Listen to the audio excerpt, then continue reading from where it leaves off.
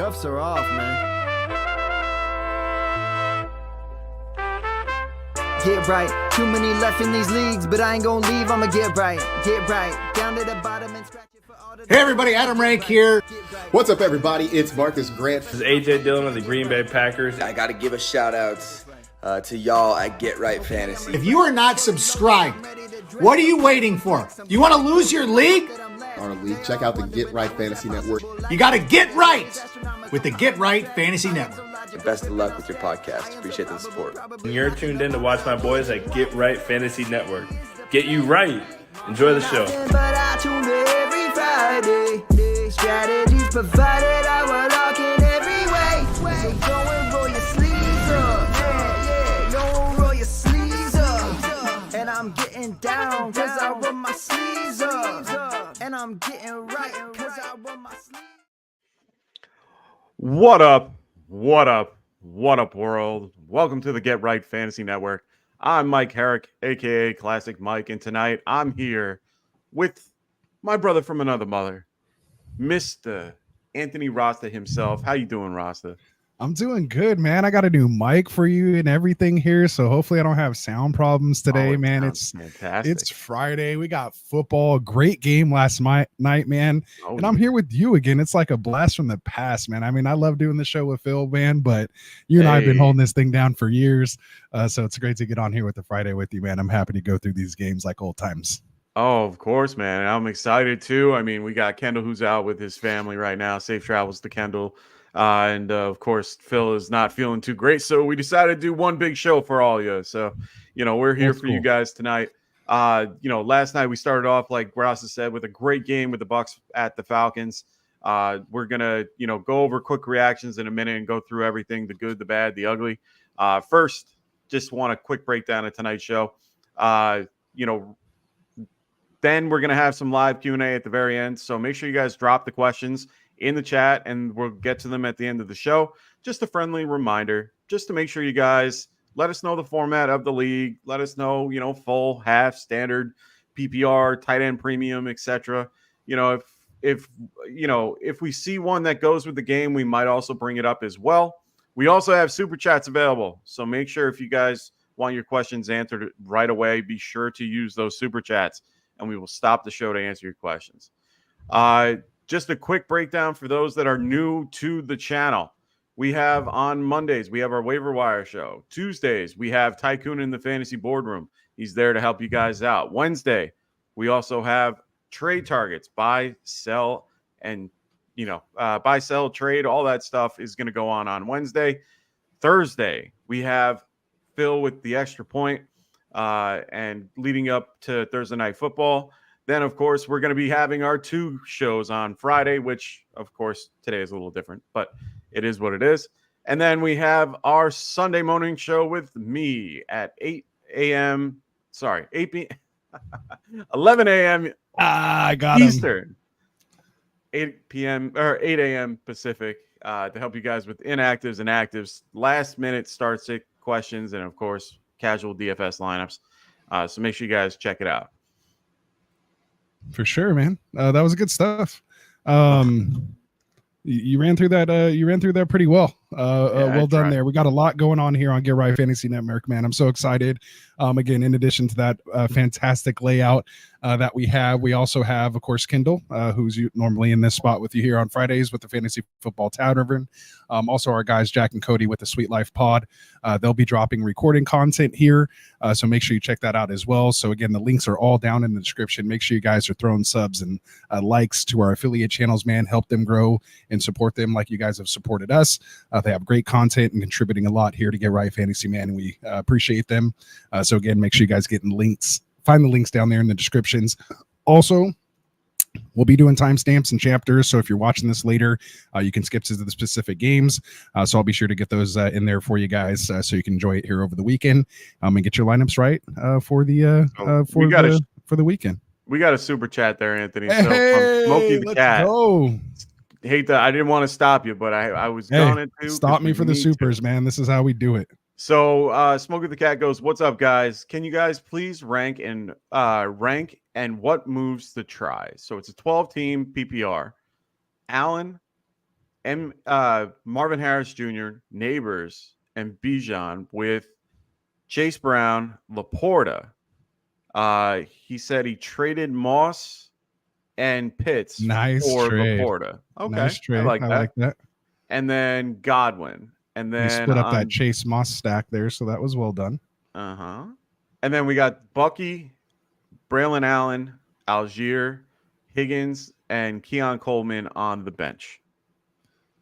Ooh. So how are we rating this team? So I mean, I really like the team here. Obviously kind of went young, with those wide receivers, MHJ and Neighbors, but they're good. Bijan's a little down. We're going to get into that here, in a second. Obviously hero RB type build there with Chase Brown, but we've seen him explode so far here. Love, as I said, the Laporta trade, getting rid of Moss and Pitts, and this was, I mean, maybe you did this after the Thursday game, even more so, a nice sell high there. And then, Godwin's a great flex, behind those guys. And Keon Coleman specifically for this week, with Neighbors being out, Godwin will slip into that wide receiver 2 role. And then, boom, you just pop up Keon Coleman with Shakir being out. And I think even your lineup here for this week's going to look nice. Chase Brown could be hit or miss. Again, he hasn't fully taken over there. And, running backs, they're sketchy for everyone right now, really. So honestly, I feel like you're so strong, in those other places, having, kind of top alpha options there. Your Chase Brown you just need him to kind of score what the tight ends are scoring. And I think you'll be fine. But obviously if you can package some of those guys up and get a true RB2, maybe someone like even just like a Josh Jacobs or, someone just kind of like in that level, I feel a little more comfortable. Maybe you can buy low on Travis Etienne right now, with maybe Braylon Allen and, Bucky Irving. Or maybe wait things out. And I didn't even see Higgins there as well too. So actually Higgins, you can probably throw right in there. Yeah, I was going to say Higgins goes right. Yeah, so I just got to get back to that. So for me, man, I like it. Appreciate the super chat, man. What do you think on this team classic? Yeah, I mean, honestly, it's a very solid lineup overall. I mean, I agree with you, Rasta, with the concept of needing a little bit more of a solid RB2. You might need to package some type of deal with Bucky, Braylon, and Algier, or one. You're going to have to package at least 2 of them to get somebody like you said in that particular situation. So for me, I am more than okay with doing something like that to kind of better your roster a little bit. But overall, I love the whole team. You have great depth, great handcuffs. I mean, those are the best 3 to have at this point. I would probably aim more for Bucky and Algier to get out of there to keep Braylon at this point. Well, he has Bijan, so I don't mind kind of handcuffing your own guy there either. And no, understood. I mean that RB1, but that's the hard part for me. I mean, you're still getting an RB1 at the end of the day because if you keep Braylon or Algier, you're still getting an RB1 if one of them goes down. And the only one that has right now their splits are pretty even. They're both 70-30. For both their teams. So honestly, it doesn't matter which way you go. They both have somewhat standalone flex value here and there for bye weeks. So it doesn't really matter. Bucky would be the guy that I would be getting rid of and then pair him with one or the other based on your own, what you feel. But otherwise, like this week, you still have Marvin Harrison Jr. To go with Higgins. Then you have Bijan. If you've already played, hopefully you already played Godwin. But at the end of the day, if this week is one of those things where you kind of have to take it, I mean, that it is what it is. But Keon Coleman can be right into your flex too if you need to.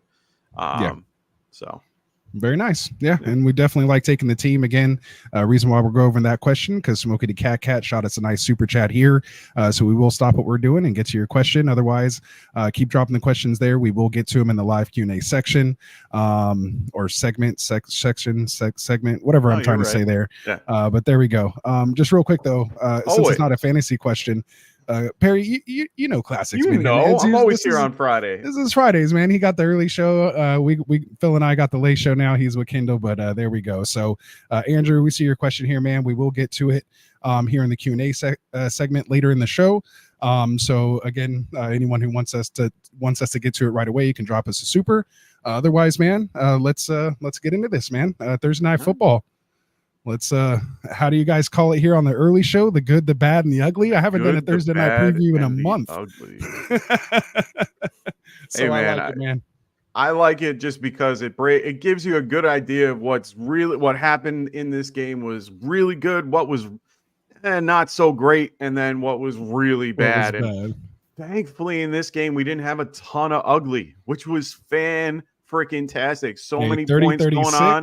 That's fantasy gold right there. We'll take fantasy gold, and especially for the good part of this, because we had Kirk Cousins had a hell of a night throwing for 58 attempts, 509 yards and 4 touchdowns. I mean, you can't go wrong there. Those attached to the passing game for the Falcons was incredible, especially for the last play. It was fantastic. London, who left early in the game with a concussion but returned, did incredibly well for this game. Really excited what London's been doing as of late. Kyle Pitts came back from the grave and is starting to play, pretty well. They're getting him involved. 8 targets and 7 receptions, which was fantastic. Darnell Mooney with a pair of touchdowns himself, and he's getting a lot more involved. He was the target leader with 16 targets in this game. Really, really loving what the Falcons did against the Buccaneers this game. Really enjoyed the passing games from both. Baker Mayfield involved early. I mean, he is killing it. I love it. Shake and bake.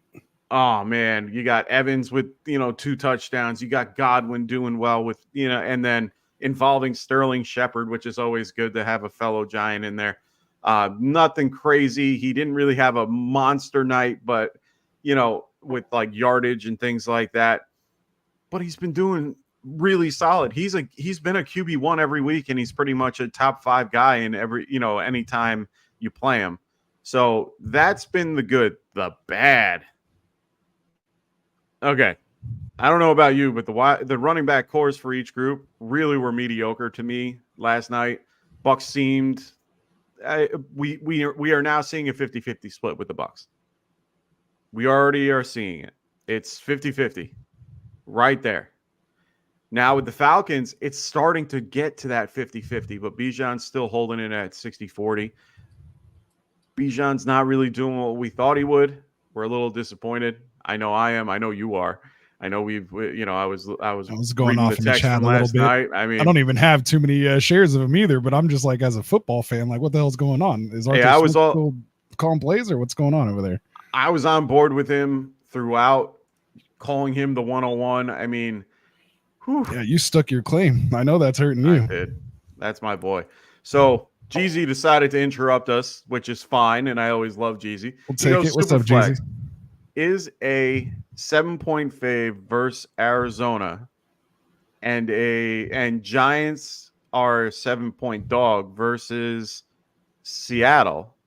Why isn't San Francisco covering, and why will the Giants? Okay. I mean, I'm not answering this question, Jeezy. I want to, because we're covering this 7, my guy. We're covering this 7 for sure, and there's no way New York's going to be anywhere near. No, we're not covering that 7 with. There's no way we're Seattle's covering on fire right now, man. Well, beyond them being on fire, it's not going to happen. It's not. No neighbors, like with we'll neighbors. Go over maybe why in a little bit, but it's yeah, just not happening. We'll get to it, but good stuff, Jeezy. Hope you win, man. He's been on fire, and again, make sure. Little sneak peek, Jeezy. We got a show working on with him. He and his boy Anthony. And so it'll be coming here soon too. So we're working on that. More to come, getting these bets and whatnot going. So excited for that. But yeah, so appreciate that, Jeezy. So what else you got here? What's the ugly, or did you want to finish up with any bad here? That was the fantastic part about this game. There was no issues. I mean, honestly, it was one of those weeks where nothing bad really happened.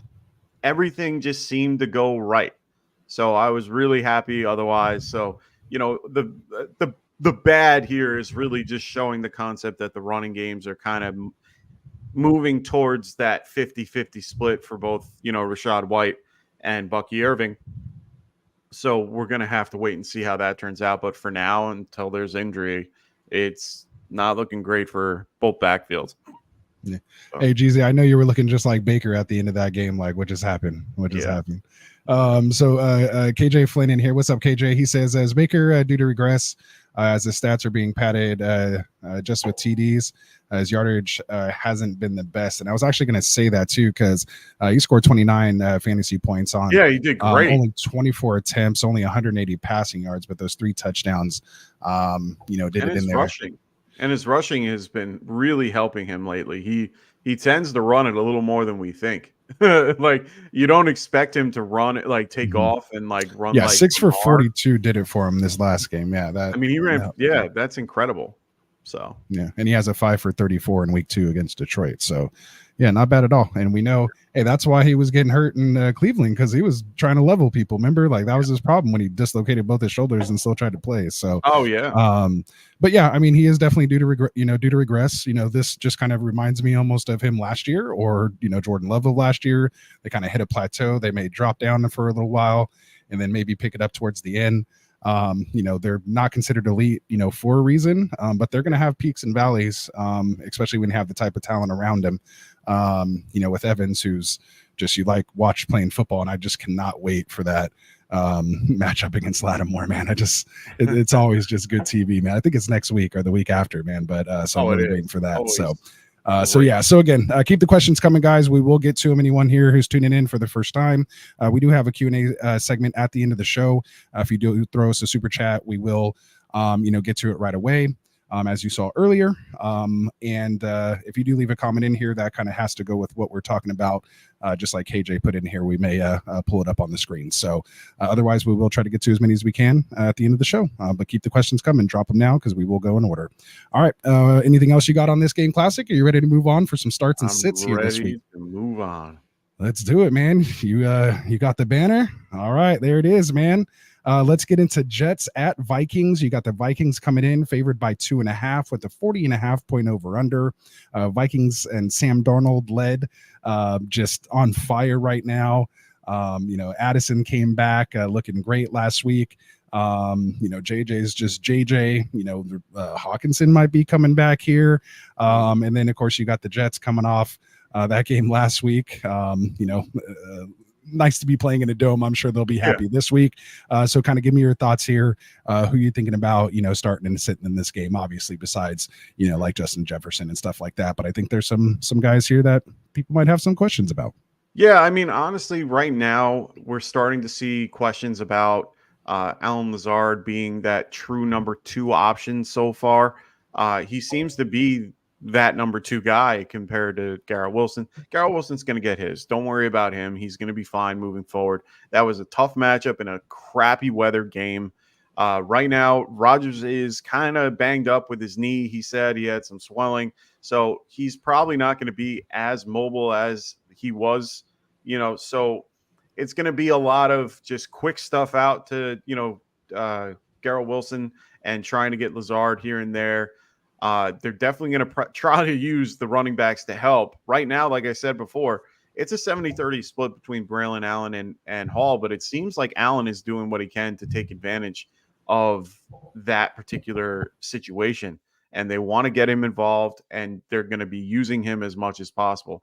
So I have no problem in some situations using him as that type of player, using him as a flex spot in, 14-team leagues. Go for it. I wouldn't do it in 12, but I would definitely do it in a 14-team league. Darnold's starting to become a QB1 without question. He's a low-end QB1, but he can definitely be involved more. Addison healthy definitely is helping him a ton. I think Addison is going to have a decent game this week, just because he won't be having that sauce treatment. So I think this game overall, even though it's going to be a low-scoring one, I think it's going to be a interesting one overall. There you go. Yeah. I mean, I don't disagree really too much with that anything there. So yeah, I mean, it is interesting with what's up, Albert? There we are. Like, Albert. 400 and something shows consecutive and counting. Appreciate you, Albert, for the support, my guy. But yeah, so I mean, on this Viking side with this offense right now, you're pretty much firing up, anyone you can. As far as Addison, obviously Jefferson, Sam Darnold, like you said, I have him in my top 10 this week. As far as starts, just the way he's been playing, and just in this Kevin O'Connell offense, I was kind of, screaming it all off season. And how we haven't talked much, but I've been, banging the, what we forgot to do? We forgot to tell people what teams are on a bye this week. We have byes this week. Oh yeah, that's a big deal. We forgot to mention in the beginning that we have teams like the Lions, Titans, Eagles, and Chargers. They're all out on byes. That's another reason why a guy like Sam Darnold could be huge this week and be a really great play. Yeah, no hurts, no, like you said, a lot of guys out this week that are fantasy relevant. So I'm pretty much there with you. I think, another, big thing, like you said, is this Braylon Allen usage. So I'm interested to see how that goes as, a Hall owner. Is what it is. So Perry, there's really not much to say about. That's a good one, Perry. I'm not bringing it up. It's the truth, but it's the truth. We'll see. I had a guy on Twitter talk about the concept that guys on buys should be allowed to be on the IR. And I laughed and I'm like, that's not a horrible idea, but it never will happen. So yeah, no, we can't have that. You ready to move on to the next one? Yeah, pretty much ready to move on. Yeah, I mean, I'm sitting Mike Williams still. That's the only other thing I want to say is just get my Mike Williams hate out there still and keep that consistent. All right, let's go. All right, so next game we have here on the docket is going to be the Panthers at the Bears. We have the Bears coming in favored by 4 here in a 41-point over-under. Bears D's, been pretty legit. Still this Bears offense kind of sputtering. We saw a little resurgence here from Swift. And then just talk about resurgence on the Panthers side, obviously with the change to Andy Dalton. We've seen Deontay Johnson come alive. We've seen Chuba Hubbard scoring, back-to-back 20-plus point weeks. We have Jonathan Brooks activated here this week as well. Obviously not active for this game, but his practice window has opened. So that's looming. But, gets me excited seeing what this offense can do at that position, subbing him in there. You kind of wish, though, Hubbard wasn't doing as well. So Brooks could just kind of come in and take completely over. But it'll be a little bit of a transition. Happen even if that happens. It'll be a little bit of a transition. But I want to start with the ancillary pieces here. I mean, Deontay, we're starting at this point. I mean, I 100%. Have him probably as like a top 15 type option right now. And I want to talk about Xavier Legette in this one. Caught the touchdown last week. What are your thoughts on him? Love Xavier Legette. I think he's definitely going to be a lot more involved in the next few weeks. I mean, honestly, the game this week against the Bears, I see him being a little bit more involved. I'm a little bit lower on Deontay this week, but only because of the fact that he's going to be getting the Jalen Johnson treatment overall. So I do think that they try to shy away from him a little bit, and because a lot of teams tend to attack the secondary option for the secondary option for the Bears. So for me, I am on board with guys like Xavier Legette. I think he'll be heavily involved in this game. I mean, he's currently right behind, Johnson in receiving in all categories. So they're definitely going to get him a lot more involved. For sure. So what about Chuba? Are you starting him this week? Chuba, I could start. There's a lot of scenarios where you have to. I mean, a lot of people had guys like Gibbs that are going to be out this week. A lot of guys that had guys like Pollard or, Barkley or something like that where they had them on the bench. So, yeah, I can definitely see people using him this week. I wouldn't be too crazy about it. Bears are 19th against running backs so far this year. Okay. So, it's not the worst play in the world. So, okay. Yeah, I'm giving up the ninth. It's more of a flex though. Yeah, I show them giving up the ninth. I know we use a couple different sources, but I show them giving up the ninth most points in PPR to the running back position, averaging 24.9. So I do really like Chuba here this week. I have him as like a top 15 back, probably is where he'll kind of settle in once we get some kind of decisions on guys like Brian Robinson and things like that.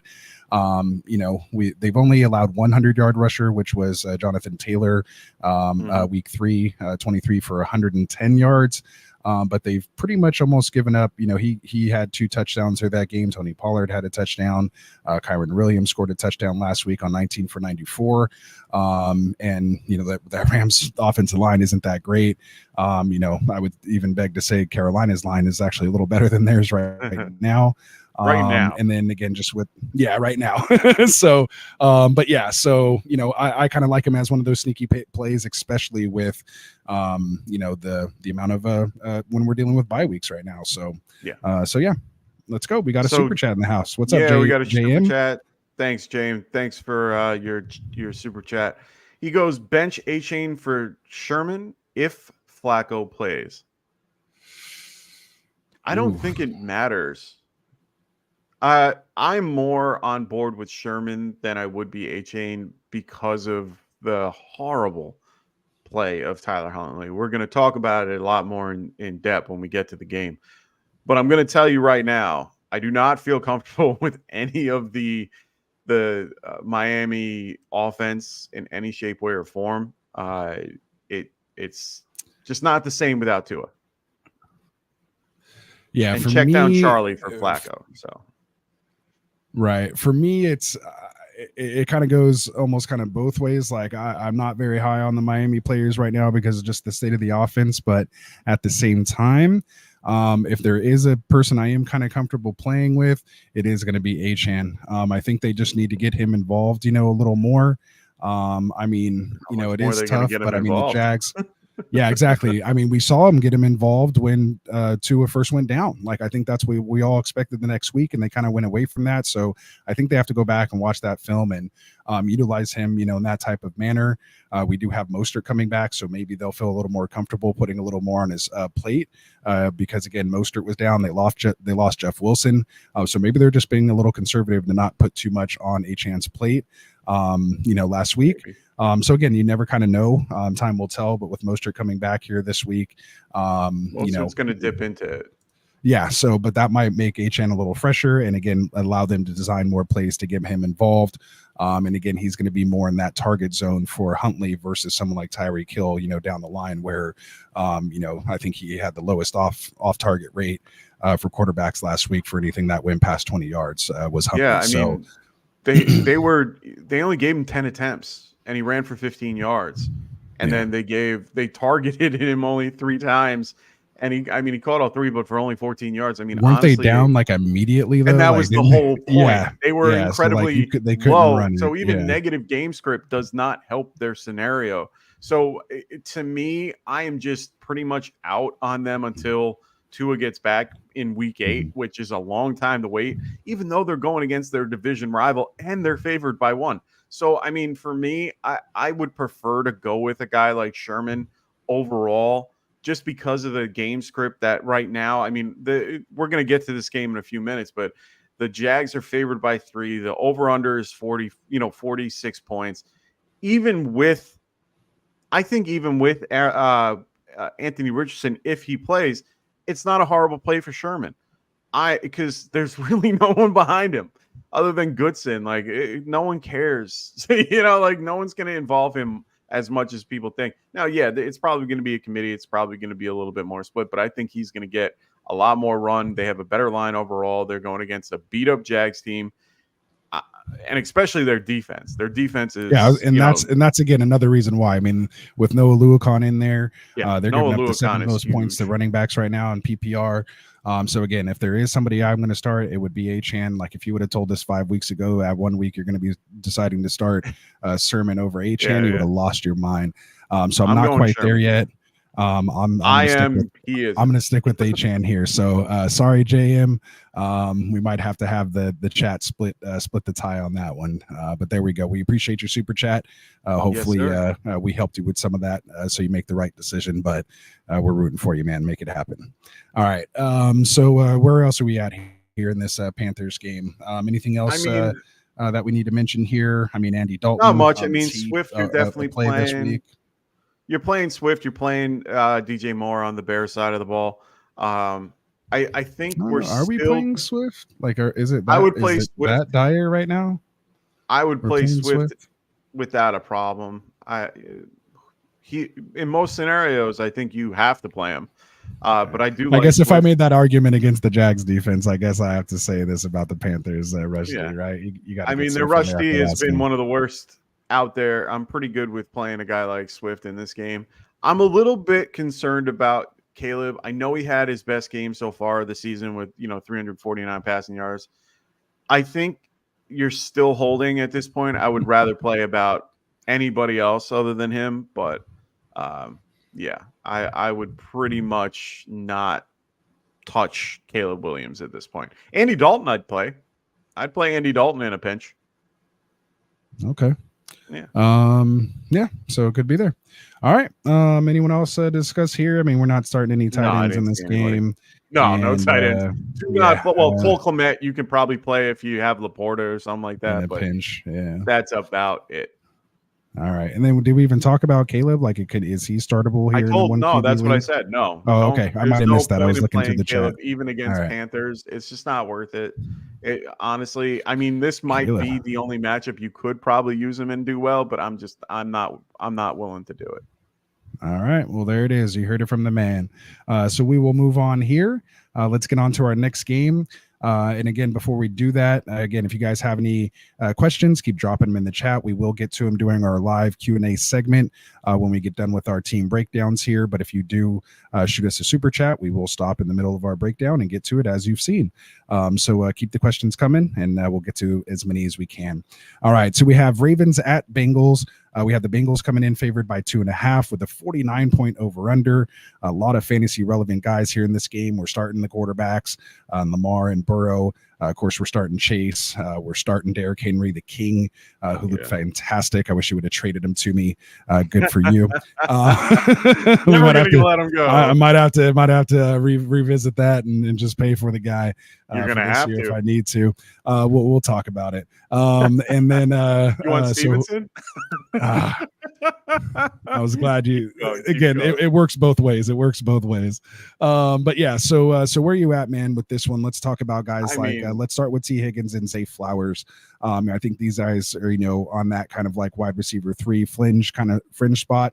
Where do you kind of have these guys in your rankings here this week? I mean, for rankings wise, I have Chase at 2. So you can already tell from that I think that he'll be involved, pretty well. I have Higgins right now at 27, and I have a guy like Zay Flowers at 21. So I see them as, fringe or low end or mid wide receiver 2, roughly. And then, right at that wide receiver 3 mark. So I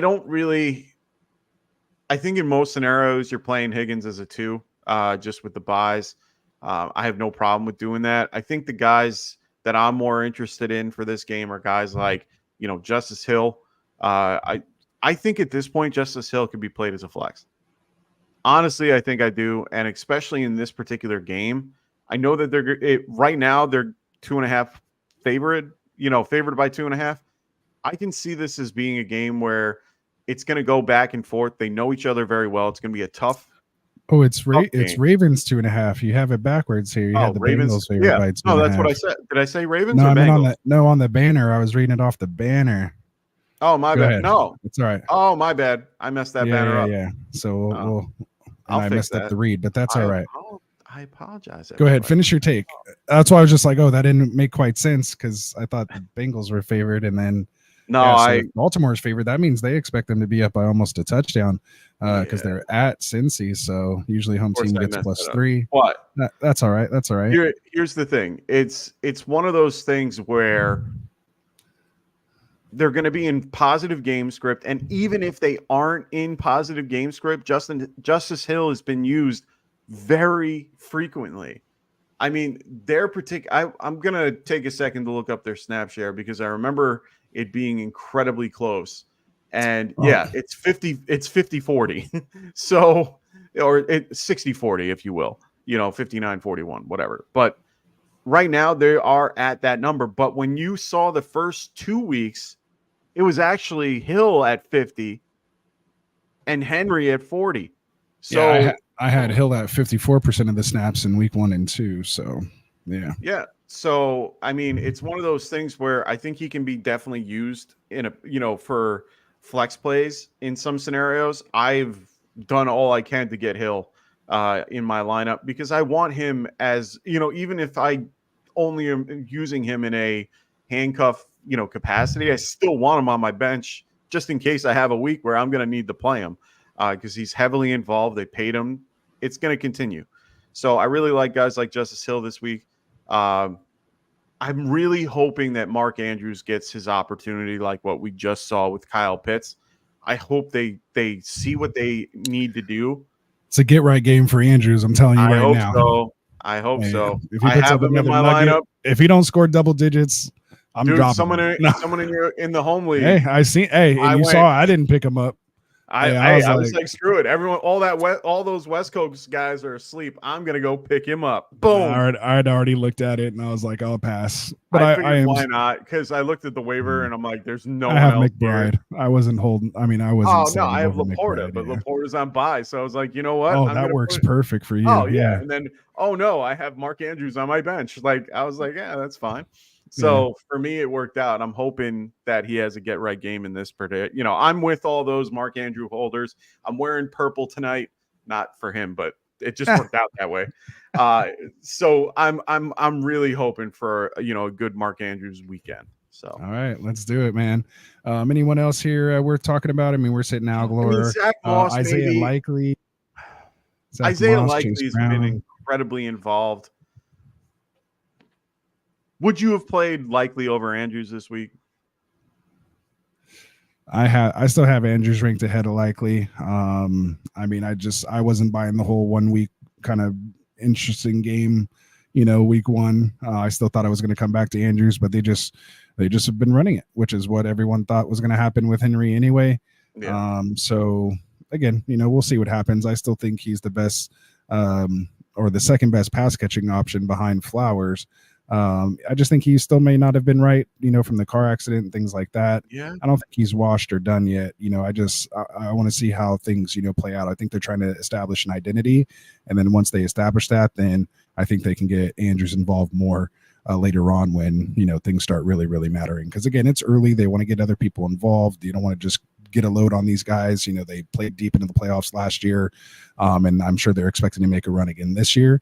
So you can't just dial all your stuff up in the first 4 weeks and just kind of blow your wad early, so to speak. Hopefully my daughter's not watching. The weird thing I'm looking at right now is I'm looking at their snap share and their first game where we saw Likely go off. He was only in on 66% of the snaps, and they were playing a decent amount of 12 personnel. It's looking more and more, the switch is kind of going the other way now, and it looks like it's going in Likely's favor. So Likely has the opportunity to do well. He broke his leg, man. He broke his leg. Yeah. Can't say that. Anyway. So, I mean, it's one of those things where it's a very huge thing overall. I completely agree with Jason here that Andrews is a much better pass blocker overall. And he's a good run blocker too. So, I mean, they're going to keep him out on the field a lot more than Likely. Likely is more of an inline, and that's why they can run that 12 personnel, because it's really not 12. It's really, 11 personnel with Likely being at the wide receiver. So it's definitely going to be run first. So I get it. It's just one of those things that we're going to have to wait and see. I hope they get him more involved. The good thing is there's no tight ends as we thought were going to be just head and shoulders above the rest. That's not happening. So really tight end is just, you're not really, you don't have a positional advantage there. How do you like Eli All? Yeah, with Cincinnati, I think he's up and coming there. We've been talking about him on the last couple buy low or waiver shows Frank and I have been doing on Mondays and Wednesdays. He's definitely been a name we've talked about at least the last 2 weeks. Especially even when Gesicki had that big game, Eric All was involved a lot as well. And yeah, just coming off rookie drafts and stuff, and the rookie offseason for Dynasty, he was definitely a piece that folks were keeping an eye on. So yeah, he's been getting 60%, and he's staying above the snap share rate. I think he's going to do just fine. I mean, he's getting 3 targets and 3 receptions pretty consistently. So I really do like him this week if you're in a pinch and you're not sure what, if a lot of people are holding 2 tight ends and you need a guy, All I think is a guy that can really help you out. I actually just got him in one of my leagues because I was like, why not? So take a flyer. All right, there we go. All right, so you ready to move on? Yeah, let's move on. We're at the 40-minute mark, almost halfway through the games. So we'll start to get going here. So yeah, you ready? Or you got something? You said hold on. Yeah, no, you're good now. All right. So while you're doing that, just mention here real quick. Make sure you guys drop your questions in the chat. We will be doing a live Q&A segment. I don't know, segment section, whatever you want to call it, at the end of the show. Keep dropping them in there. If you do shoot us a super chat, we will get to it right away. Next game here that we'll talk about is going to be Bills at Texans. We have originally started out Buffalo favored by 1, but it's flipped over now to Houston favored by 1 with a 47.5 point over under.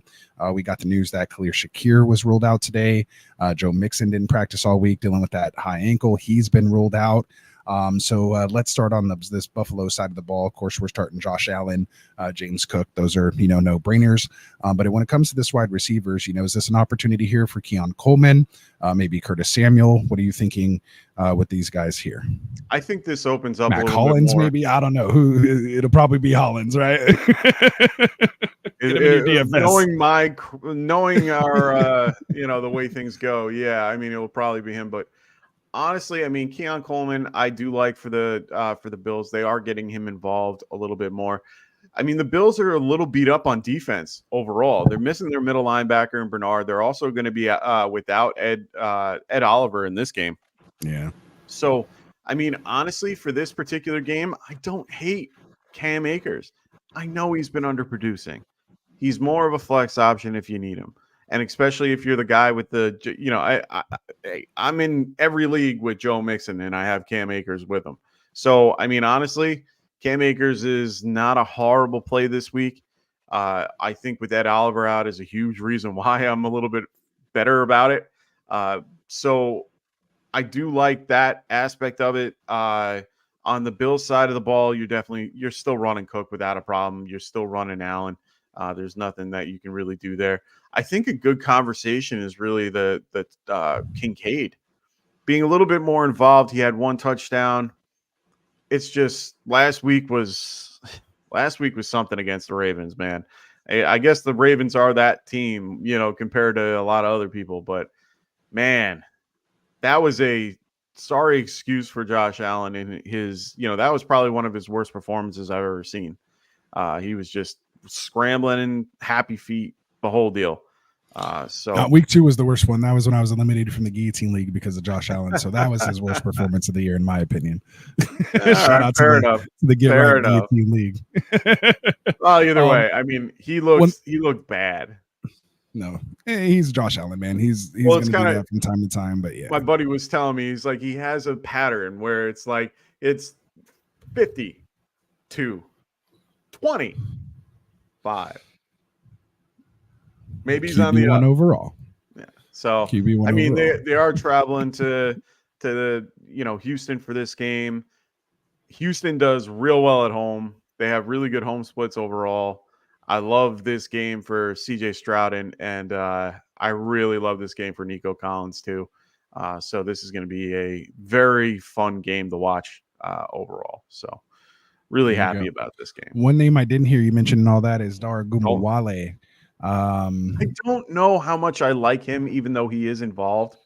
Can I interest you in 4 for 47? Played basically the same amount of snaps as Akers last week. Actually outscored him 15-5. He did score the touchdown, but 4 for 47 in a potential shootout with the Bills. I just think it could be a sneaky play with all these guys on bye week this week in a flex if you need them. Yeah, no, understood. And, as Joe said, this is a big Diggs game too. I don't believe all that. I don't believe all of it, but it's definitely in the cards. You want to go throw a prop out for anytime touchdown? By all means. By all means, do that. But honestly, I don't see anything else going on there. I mean, it's a 47.5 over under. So I do like how this goes. Now, this is a great question by Dangerous Toys. Thank you for the super chat. He goes Akers or Chuba Hubbard in flex, full PPR. Yeah, and in full PPR, the Bills have given up the most points to the running back position, giving up on average 32.5 fantasy points per game. And you gotta curve that a little bit just to Derrick Henry last week. But I know, but it still happened. You can't just take it away. I'm it just still happened. Just a slight curve. Slight curve. Well, Devon Achane in week 2 went 22 for 96 against them and 7 for 69 in the air and a touchdown. So yeah, definitely a lot of those points were with Achane and Henry, but it still happened. I like Akers in this matchup. Better offense overall, even though I do like what the Panthers are doing with Andy Dalton. Andy Dalton will get Hubbard involved, of course, but I do like. I'm convincing myself. I'm gonna stick to my guns and go with Akers.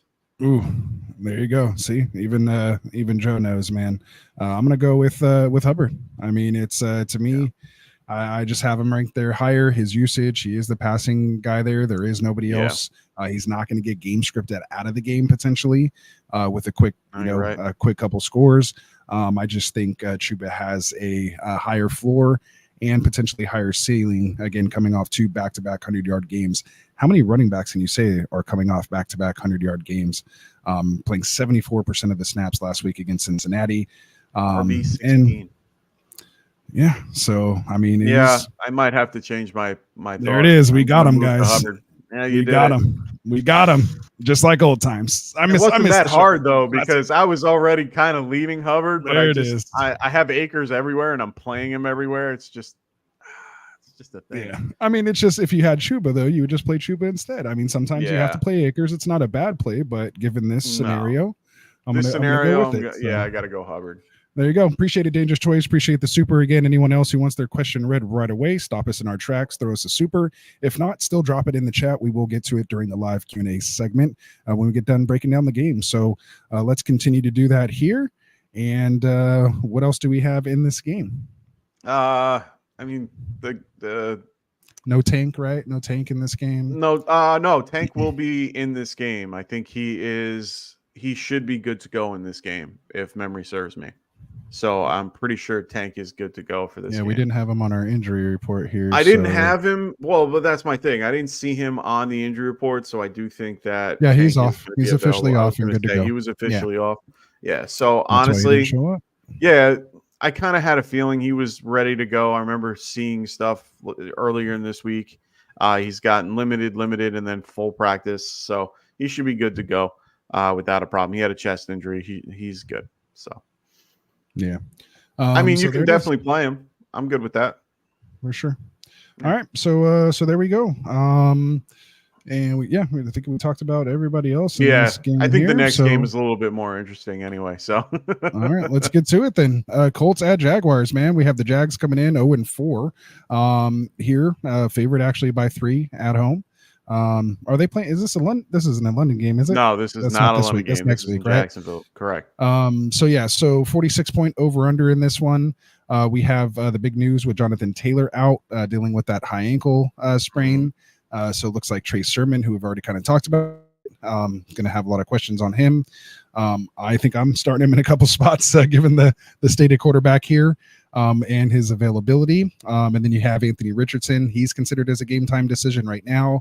Looks like Evan Ingram might be coming back this week. So, that's good news for the Ingram owners out there. Maybe that's what can unlock this defense. Maybe they're just missing Evan Ingram here, just to get Trevor settled down here a bit.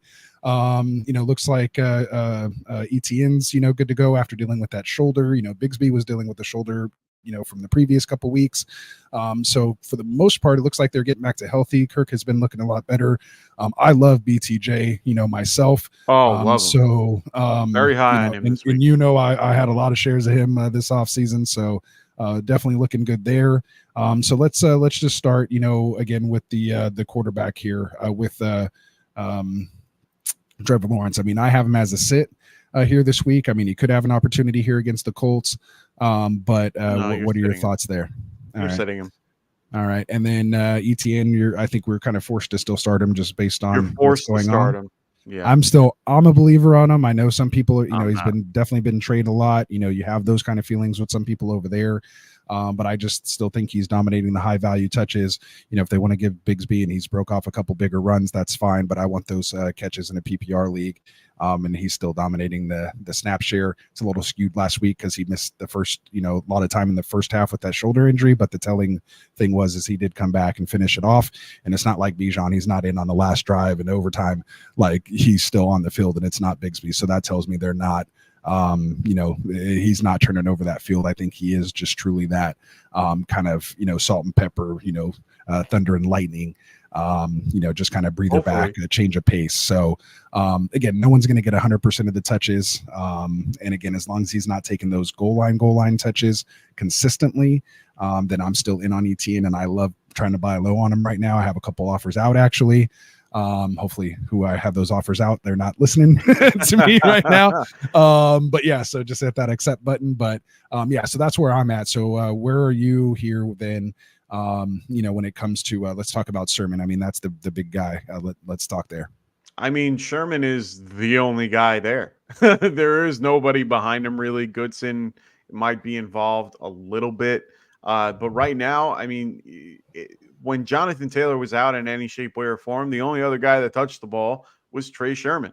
So for me, I am pretty okay with leaving it that way. They trust him with the ball to make him the starter. I love him even more, of course, if Joe Flacco is playing quarterback, just because of, he knows how to run the offense and he knows how to check down and he's very good at it. So I'm completely okay with Sherman this week. I think he can be a really good play. I have him I think I have him at top 20 at this point. Where do I have him? I am at 17 currently. So I really do like him this week. I kind of put him just around Jonathan Taylor, where I would have, maybe had Jonathan Taylor. I might have had Jonathan Taylor a little higher, if he was playing, but I, put him at a decent spot. I do like Josh Downs in this game overall. I do think that regardless of the quarterback, I think he'll do fine. So I really do like him in this particular game. I'm really interested to see what the Jags do and hope that Evan Ingram plays. I think that will be as we say, get right game for him. To get back into his normal swing of things and get that offense back. So, yeah, I'm really looking forward to this game overall. Everything's screaming to bet on this game in one way or another. So I'm really interested. So there we go. Yeah. Good stuff. So anyone else? Are you going to play? What are we doing, Pittman? Pittman, I feel more comfortable playing Pittman with Flacco in than I would with Anthony Richardson. And I think it's a boost to Downs as well, too, having Flacco in there as well. So what do you mean? I think Downs will have a good game with Flacco in there as well. Yeah, of course. Flacco increases the wide receiver options in all shape, ways, and forms. So for sure. And then Christian Kirk, how do you feel about him? Did you mention him at all? No, I haven't. And it's really just because I just don't know. I don't know how to feel about him anymore. I think Brian Thomas Jr. has taken over as their wide receiver one overall. Double-digit targets the last two games, man. Scored a touchdown, 7 for 12. Secretly doing a little bit better, but I still think that Brian Thomas has that edge to him, and he definitely can. I think things are moving in that direction. I think a lot of it has to do, of course, with Evan Ingram being out. I think that will change once Ingram comes back. But hey, man, I think that eventually it will be a. I think it's going to be his back. You know, he's going to be the lead dog for this group. So there you go. I still personally like Christian Kirk. I was trying to buy on him, when he was down. I was telling, some people to hang in there. We've seen that connection between him and Lawrence. I felt it would come back. This is going to be a crappy game. It's going to be out at Jacksonville, just to be aware. Another little side note. I decided to go take a look at the weather report because Florida's been decimated by all types of weather. They have a hurricane that might be coming through at another point. They're going to be getting rain all weekend. And it's one of those things where this might just be a run-heavy game overall. I don't see a lot of passing if it's going to be that crappy out. Of course, stay tuned on Sunday. And I'll help you guys out, and I'll let you guys know a little bit more come game time. But as of right now, I'm looking at the weather report, and it looks like it's going to be, 79% chance of rain. And usually in Florida, that means 100. So I'm telling you this. Yeah, if it's raining, I'm going Tank Bigsby and ETN with Sherman and just leave it at that because the passing options might have a rough day. So there it is. Yeah, but might be a good day if someone falls down on a deep shot to beat TJ. So there's always that option in the rain as well too. Yeah, that too. I love seeing the players when they take their gloves off and play football for real. Yeah. That's what I love about the rain games. 100%. All right, good stuff. And we see you guys dropping stuff in the chat, man. So keep them coming. We're going to try to get through these games as quickly as possible to get to the Q&A segment. But of course, you can drop us a super chat and we'll get to it right away. So with that said, we'll move on here to the next game. Shouldn't take long with this one. We have Dolphins at the Patriots. Somehow the Dolphins are favored by -1 here. I don't know how. And they weren't even the starting one. Yeah, it was New England favored by 1. Yeah, and then it went up a half a point, I guess, when they found out Ramondre Stevenson wasn't starting. I think it was Mostert. Or Mondre not getting the start, and they're like, "Oh, he's not going to fumble. We'll put another half a point on this game." But yeah, let's start with the elephant in the room, man. What do we do with Tyreek Hill and Jalen Waddle, man? Where are we at with these guys with Huntley, Skyler, or whoever is going to be throwing the ball here until Tua gets back? Give me your quick take. Honestly, man, I have Tyreek Hill at I think wide receiver 23. I have 23 other receivers that I would probably play in front. I just moved them to 24 because I just saw somebody that I would probably play in front of them. And that would be someone like that, Dontavian Wicks. Like, I have no problem playing guys like that over Hill in this case, just because of the fact that I don't trust Tyler Huntley in one way, shape, or form. Hold on 1 second. I just want to address this here to Kobe real quick. We see your questions in here, man, and we have it starred. I have your question right here saying that you wavered Sermon, but we do have our Q&A section at the end of our breakdown. So just stay tuned for it. If you have to go, you can watch it later. We'll have a timestamp in there. But if you do send us a super chat, we'll stop what we're doing. And those are the only chats that we're bringing up here to break the show. When the folks send us a super chat. So, other than that, man, we hope you stick around because we will give you the advice. It's just we want to keep those questions to the end. And again, unless you guys are sending the super chat, then we'll stop what we're doing and get to it right away. But sorry about that. Go ahead, Classic. Yeah, not a problem. So I mean, in this case, I just can't trust Tyler Huntley at all. I don't like anything that he does for this offense. I honestly don't think he's a good fit for this offense. I've said it to a lot of people. I don't understand why Ryan Tannehill won't let his ego go, and why can't they just go, hey, I'm willing to help. I'll be there. Because I think someone like Ryan Tannehill would be perfect for this offense. He is pretty much Tua and does the exact same thing. So I just don't see this being the offense that people want it to be. Tyler Huntley cannot run it the way that we think he can. He's a run first guy. He's going to look at the first read and run. Like, I'm out on most of the options in Miami other than the running back options. Raheem Mostert, I don't trust yet because he hasn't played in a couple of weeks. you might have to play A-Chain in most scenarios, but even with Hill, it's so hard to not sit him. He's just an elite guy. They're going to get him involved. Volume alone will keep him, just viable, but he's going to have a crappy week. So I just can't trust it. Yeah, and I'm pretty much sitting all the New England players at this one, so pretty easy there. So yeah, I mean, anything else you have on that game? I mean, pretty not really, because honestly, there's not much on the wide receiver side of the Patriots. I don't care about Jacoby, Brissett. I'm not playing him anywhere. I'm not playing any of the wide receiver options.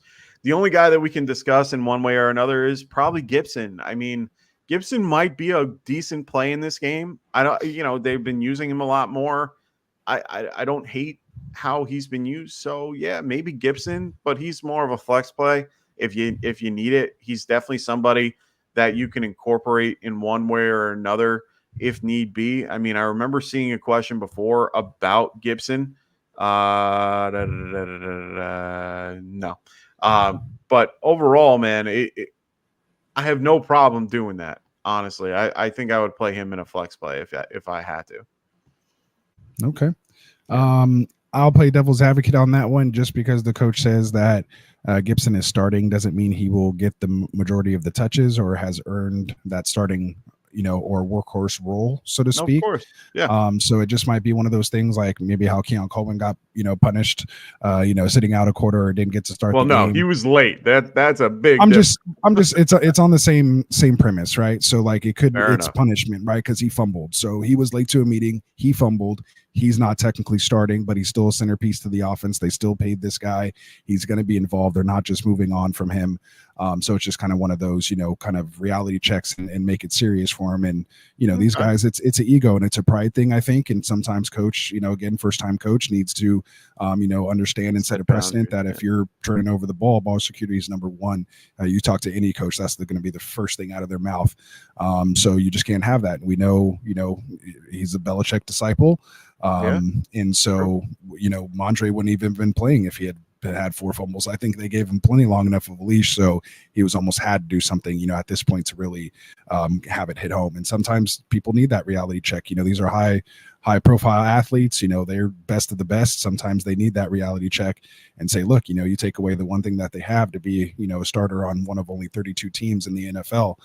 That's a big deal to be the number one guy to step out on that field. And that'll light a fire under you as an ex-player myself.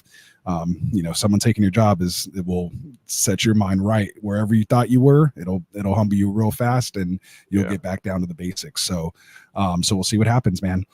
So there we go.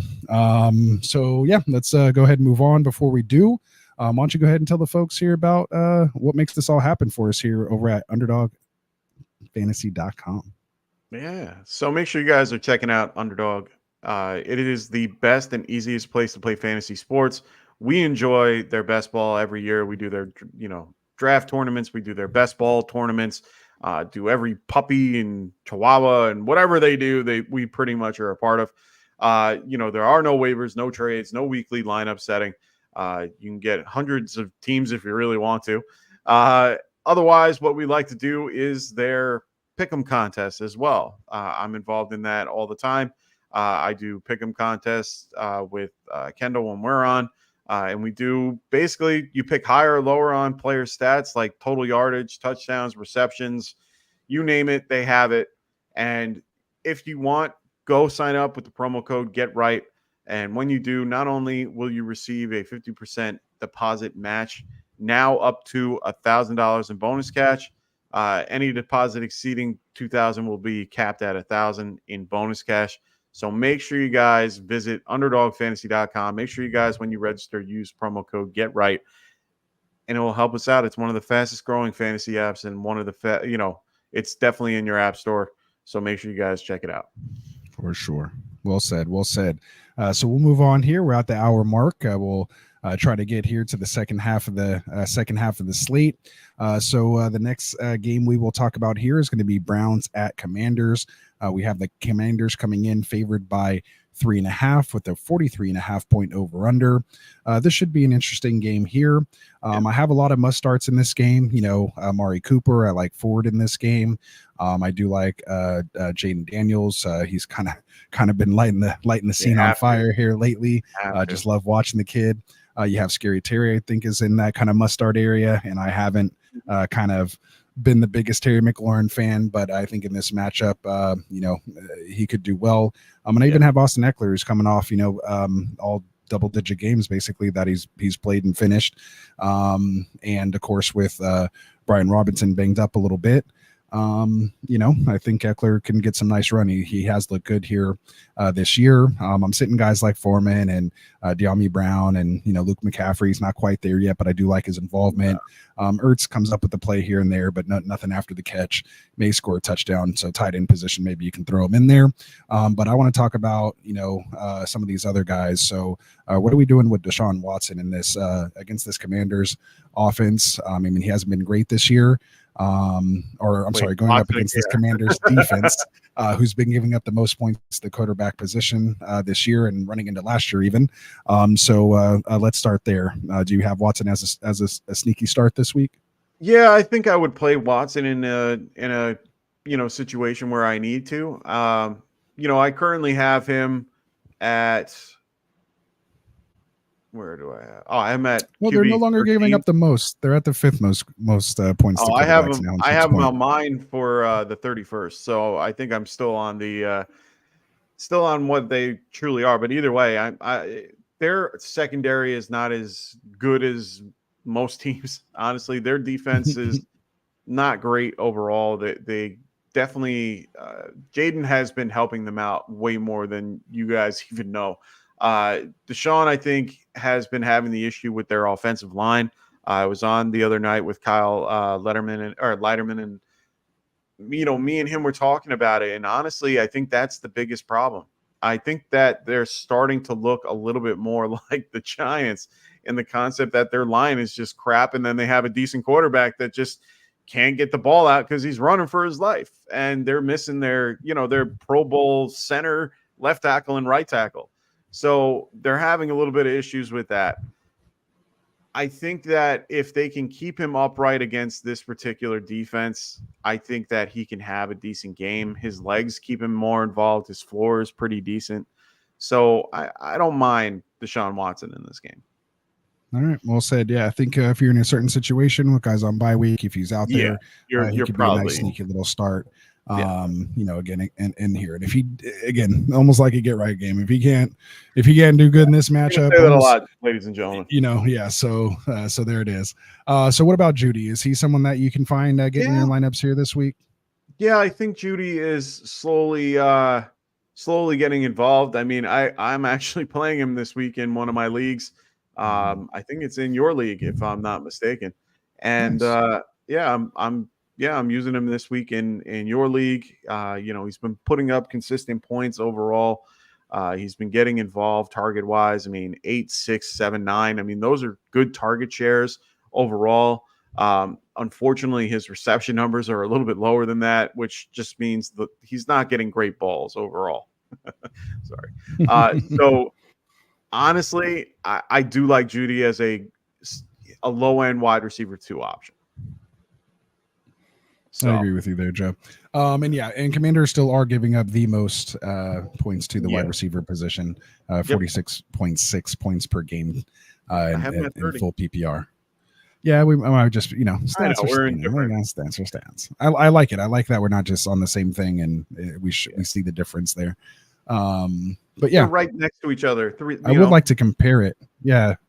I'd like to compare it, though, see who's is more accurate. I'm going to go back. McNichols, man, 2 touchdowns last game.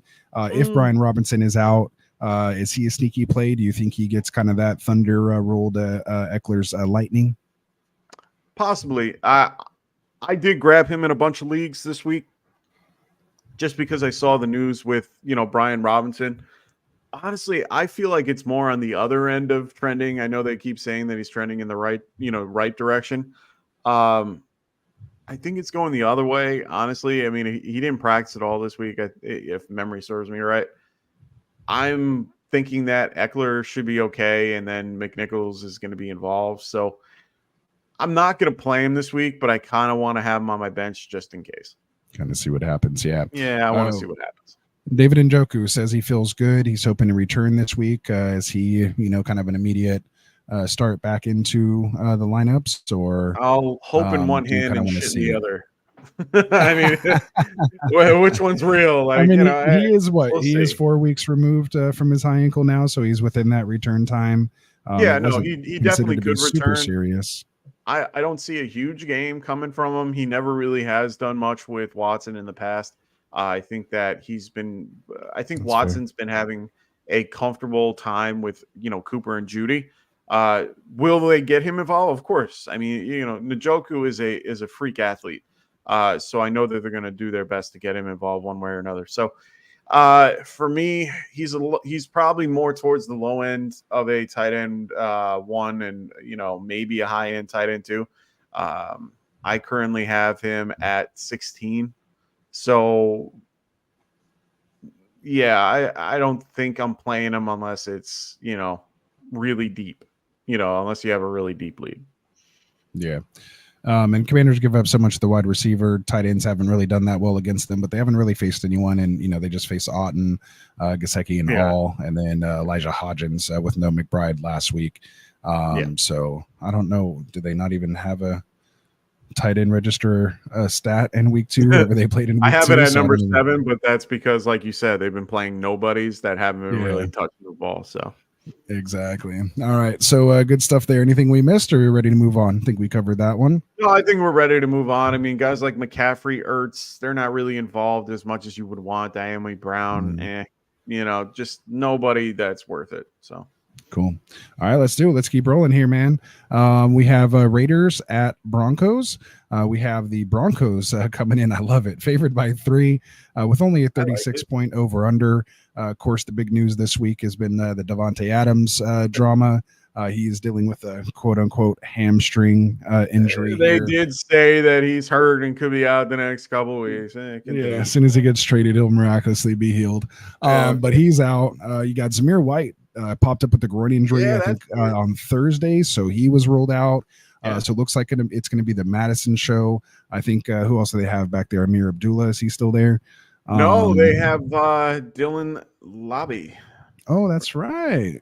Have him in a lot of best ball. Hopefully he pops off. That'd be nice. I was going to say that'd be nice. Hey, hometown kid from West Hampton, man. I'm hoping. Like the sound of that. All right, let's go, Lobby, man. I'm all for it. So the only person I have as a must start in this game with the 36-point over under is Brock Bowers. I think he's the only one I'd be comfortable, starting in this game. Yeah. I'm sitting both quarterbacks in Nix and Minshew. I'm sitting McLaughlin here, Dolchich, Humphreys, Reynolds, the other, wide receivers for Denver. I'm sitting the other pass catchers for the Raiders, as in Tucker and Turner. But I do want to talk about Sutton and Myers. Against these defenses, are these guys you feel, especially, with the bye weeks here, that we can get them in your lineups comfortably? Yeah, I do like Sutton a lot, honestly. Sutton, for me, I think could definitely be a good play for those in, bye week struggle.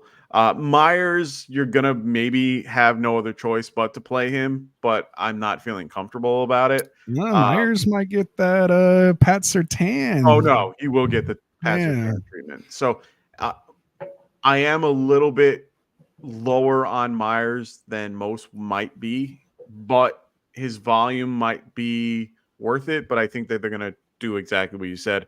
They're going to just involve Brock Bowers a little more. They're going to pass out to, Alexander Madison and get him involved a little bit more.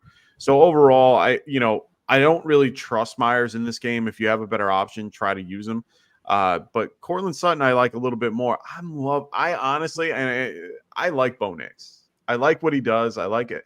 I like him as a quarterback and how he distributes the ball, and he's able to, run the ball well. I just like a lot of aspects of Bo Nix and what he could do for this offense moving forward. Yeah, he's a rookie. He's still getting used to everything. He's still, trying to get command of the offense. I think it's going to take him time, but I think Sutton is a great person for him to lean on, which he has been. He's literally getting 100% of the air yards, or just 100% of the total passing yards in that offense. So, 100%. No other receiver or pass catcher is catching the ball over there, unless it's at least the receiver. Maybe McLaughlin might catch a couple passes in Williams, or Josh Reynolds. But honestly, it's pretty much going to Sutton. I like Sutton a lot in this. Even in this matchup. What about Williams, though? We already said about Sutton. What about Williams? I got to just keep us on track. We're already at hour 13 and barely halfway through. I can't do Williams. Okay. I'm probably I'm at dropping him. Yeah.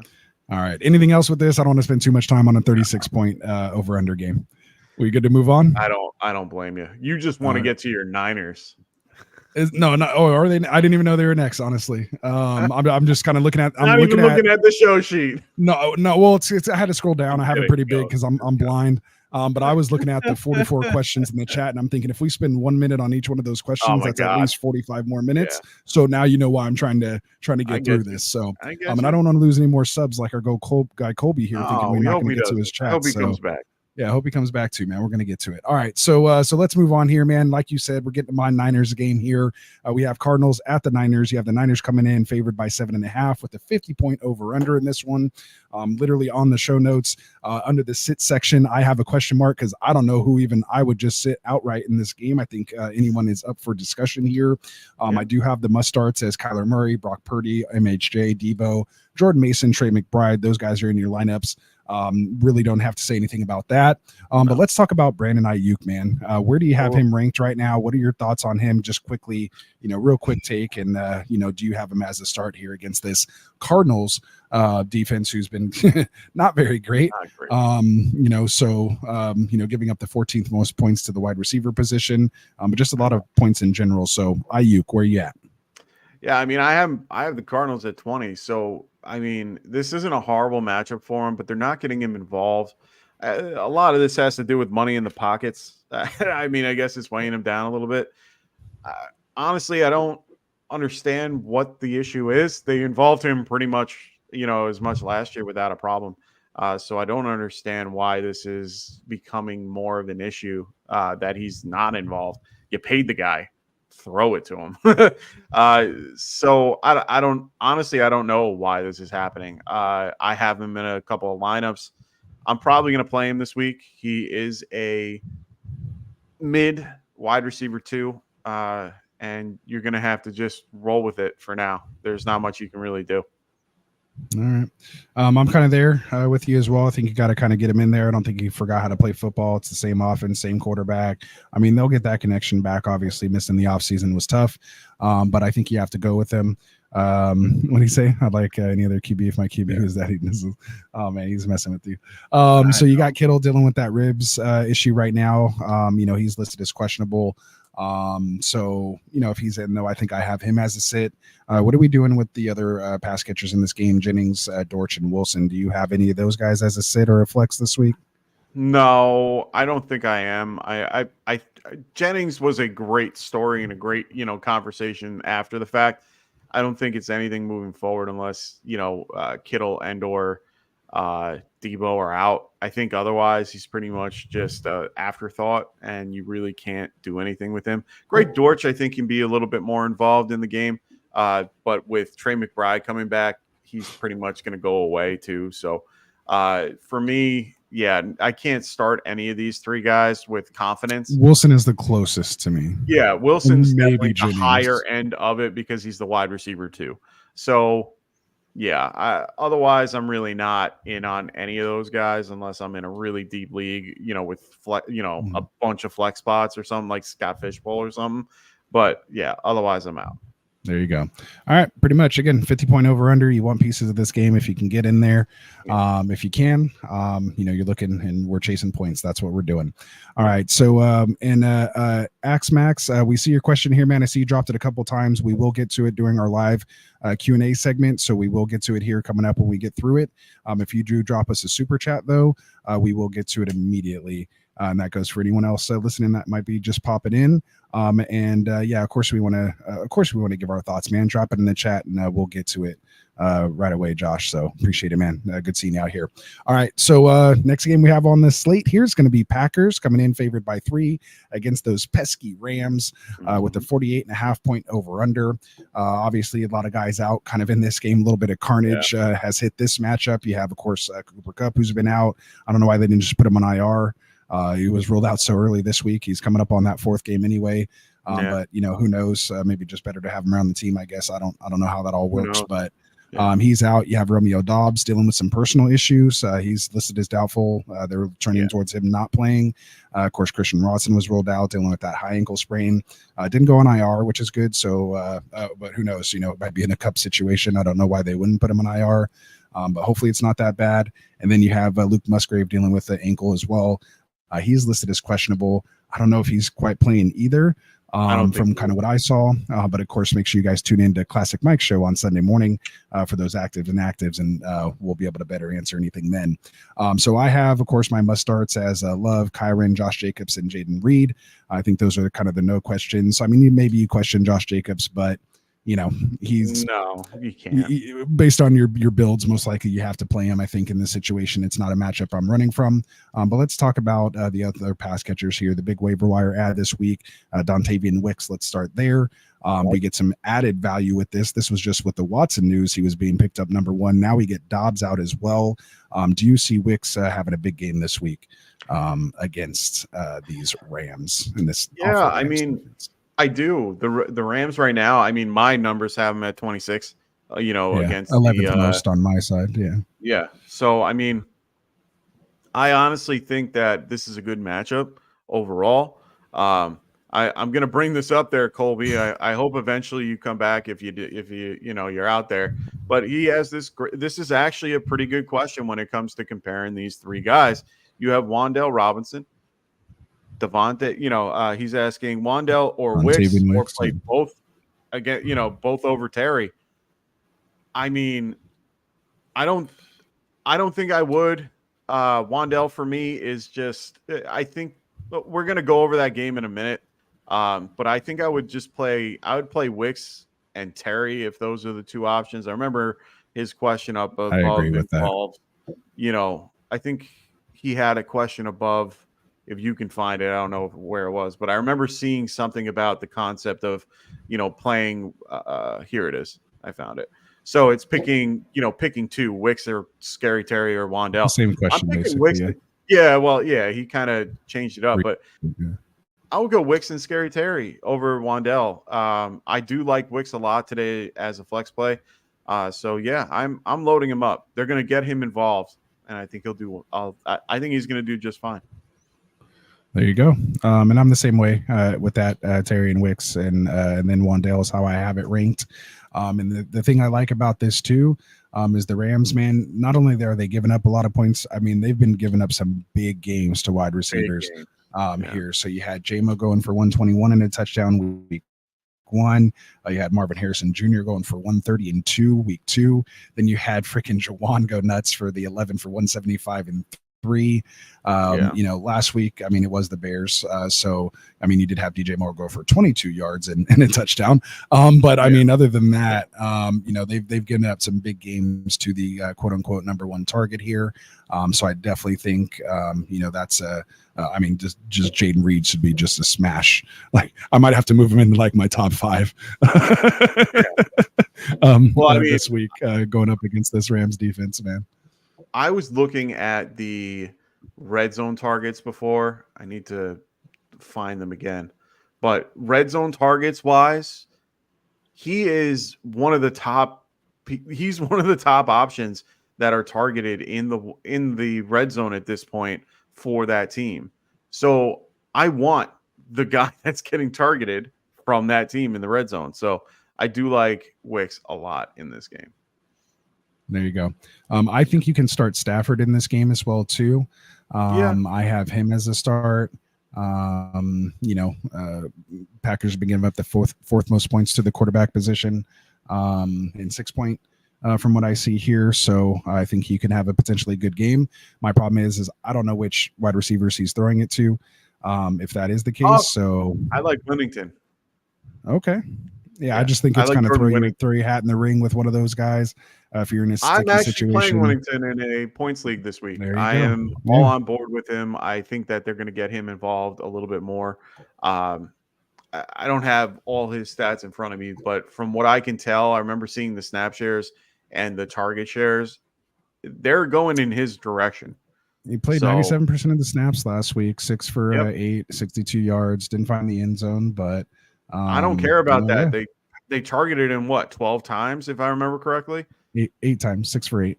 It was 6 for 8. Well, either way, they're getting him involved, and I think that they have to change their offensive mindset overall. They're using guys like DeMarcus Robinson, a former QB, with Tutu Atwell, who I like as well in this game. I like all the options here. 48 over under, 48.5 over under. I can pretty much play one of the 3 of the wide receivers, but I like Winnington more. So yeah, I would definitely, throw him in there if you have to. Yeah, and Tutu went 4 for 6, playing 90% of the snaps for 82 yards. And the guy we thought was going to take over there, DeMarcus Robinson, actually played the least amount of snaps, fell into the 80s after playing over 90% of the snaps the first 3 games, and had the least production. I think he's hurt too. That's part of it. And he's hurt even. Yeah. He was questionable, but dealing with the hip. Yeah. Oh, he was removed. So, he's good to go. Yeah, he's good to go. Yeah, no, he's removed, but it's just one of those things where he was dealing with something. So that's probably why his stats went down a little bit with snap shares, and that's why Winnington is getting the opportunity here. So I'm liking him a little bit in this game, just based on those stats. So and Packers for me, I have him at 22 against the wide receiver. I don't hate that matchup. Go for it. What about he's going to be heavily used in DFS though. What about Bo Melton with Dobbs being out? Do you think Melton comes in and does anything, or you think it's just going to be mixing? They're going to be Reed and Wicks. I think Reed and Wicks are going to be involved. Melton doesn't really matter to me in this case. I think Kraft will be a little bit more involved. So there are a couple questions in the chat about Kraft. I asked my question on Twitter the other day. Who would you rather have, Kyle Pitts, Mark Andrews, or Tucker Kraft for the rest of the year? And I think everybody put Kraft. So overreaction, but we'll take it. But that just shows you where we're at. Yeah, shows you hey, any tight end that could put up 20 points, we'll take our chances with that. But 6 for 9, 86% of the snaps last week, 53 yards and the touchdown is definitely what did it. Good stuff. I actually like this question from Sam. So Sam, what's up, man? He goes, any thoughts on Corum? Still worth a stash on the deep benches? Not as much, but if anything happens, he's the handcuff. Yeah, I'm willing to get rid of him. I'm willing to get rid of him at this point. There's no point in keeping him on your bench because he's not really involved.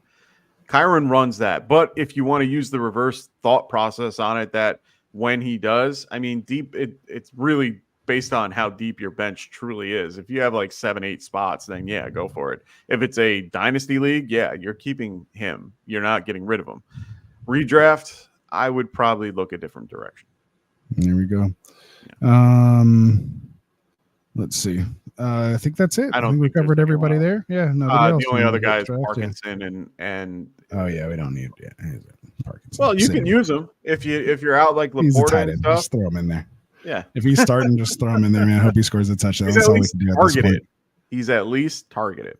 For sure. All right, so let's move on. Next game we have here is your game. We have the Giants at the Seahawks. We have the Seahawks coming in, though, favored by 7 in this one with the 42.5 point over under. We kind of talked about it already. Neighbors out with that concussion, even with the extra time.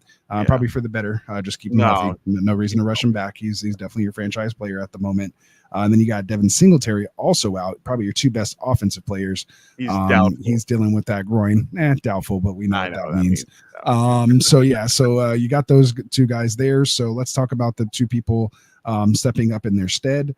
You have, of course, Wan'Dale Robinson, and then I assume it's going to be Darius Slayton kind of moving up in the pecking order there as far as pass catchers. And then in the backfield, looks like it might be the Tyrone Tracy show. Yeah. Or the Eric Gray show. I don't know. It's going to be a combo. So it'll be probably a 50-50 there. But let's start with Wan'Dale. Obviously had a big week last week. big waiver target here heading into this week. Do you have him as a must start? I don't have him as a must start. I think in some scenarios you're gonna start him. I would lower your expectation. Honestly, I think Neighbors helps Wan'Dale more than Wan'Dale helps himself being there on his own. Wan'Dale is a wonderful underneath guy. He is not a deep threat. That's I think they're going to. That is definitely Slayton's job. I'm hoping that Slayton can take a little bit off of him. They're going to be playing Jalen Hyatt. They're going to have to. They have no choice here. Hey, call him up. Hey, man, I want them to get him more involved. I think Jalen Hyatt is due for a game soon. You're not playing him. I'm just saying. I'm hoping he kind of I'm hoping he has one of those games where everyone's like, who's this? Like, yeah, he's here. So, I definitely hope that's the case. But honestly, against this matchup, they're going to have to keep him in the slot because putting him against Witherspoon and Wallen is just dumb.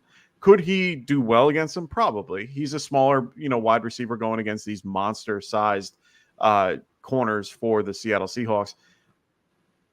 I think that it's something what I was going to say. Yeah, it's going to be tough. Yeah, it's a tough matchup either way. I'm not playing guys like Slayton. I'm not playing guys like Hyatt in any shape, way, or form because they're on the outside with Witherspoon and Wallen. Wan'Dale could do okay. I think he's a lower-end wide receiver 3. And he's definitely someone you can fit in if you have no other option. I am playing him in a couple leagues, so I'm right there with you guys. Tyrone Tracy's a little bit different for me. I did pick him up in a few spots that I was able to. Tracy and Gray, they're going to split carries. Gray is the pounder, while Tracy is the pass catcher. PPR leagues, Although he's not great at pass blocking though, right? Wasn't that his deal? He's not a pass blocker either. Gray is more of the pass blocker over Tracy. So I think that in this case, it's going to be more of a 50-50 split. I think Tracy is going to be a little bit more on passing downs from what I keep seeing. So honestly, I think Tracy is probably your best bet in full PPR. Half, I'd probably lean Gray, but honestly, I don't want Gray.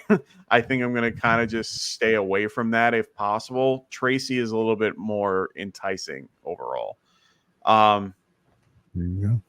Other side of the ball, I mean, yeah, Gino, I like. DK, Ken Walker, we're starting, DK. And then that's where I wanted to start. Yeah, against this Giants defense, man, you're going to want a piece of this on the Seattle side in one way or another. JSN and Lockett are hard to kind of gauge which one's going to go off, but I don't think starting either one of them any week is a bad thing. Just you have to understand what the spectrum of outcomes could be. Either one can pop off. They'll probably have a decent kind of floor for the most part, but DK should be the guy there. He's turned into almost this alpha one that we've been wanting to see for a while. So I'm really liking that in this offense. Obviously, we saw Ken Walker showing out last week, but Sharps was still, worked into it. Do you think Sharps is still worth, a flex or, a spot start as an RB2 given the bye weeks right now? Would you start someone like Alexander Madison over Charbonnet? Like where would you do that against this Giants? It could be cleanup, mop up time in this game, and maybe he gets some runs. So, just throwing all the potential outcomes out there. How you feeling about Sharps in a pinch? For me, he's more of he's sitting on your bench, and it's sad. I have Sharps in a few spots where I want to play him. You can't drop him, and it's so hard because a lot of times you have scenarios where you might think you need to. Like I have one that I'm kind of contemplating in, and it's Jerome Ford or Zach Charbonnet. Yeah, that's tough. That's a tough one for me because I have a situation where I have Fred Warner. Fred Warner is going to be questionable for this game. He's at 4:00. I got to figure out what I'm going to do at one point. And it's really tough for me because at that point I need to cover him. I'm not dropping Fred Warner. Like for IDP, don't do that. You don't get rid of Fred Warner. He stays in your lineup. So even if he's hurt. So it's one of those things where you have to really think hard about that. But I'm keeping him on the bench. I don't see him with standalone value, though, the way that they've been using Walker and him. He's definitely the pass catching guy, so he gets some of a decent floor. I don't see I don't see a scenario where you play him. All right. Anyone else? I mean, I have Daniel Jones as a sit, Theo Johnson as a sit. The tight ends, not a fan I have as a sit. Anyone else? Are you ready to move on? No, we can move on. There's really not. Now. Yeah, a minute a question. Yeah, that's what I'm freaking out about. So keep them coming though, guys. But it'll help us get through these games. We'll be able to go into more detail. I'd rather go into detail when we're talking about people's questions than right here. So let's do that. All right. So next game that we're gonna have here on the slate is going to be Cowboys at the Steelers. We have the Steelers coming in right now, favored by 2.5, playing some pretty good football with a 44-point over-under. We're, of course, starting guys on the Cowboys side like Dak and CD and Ferguson in this one. I have those guys as must starts.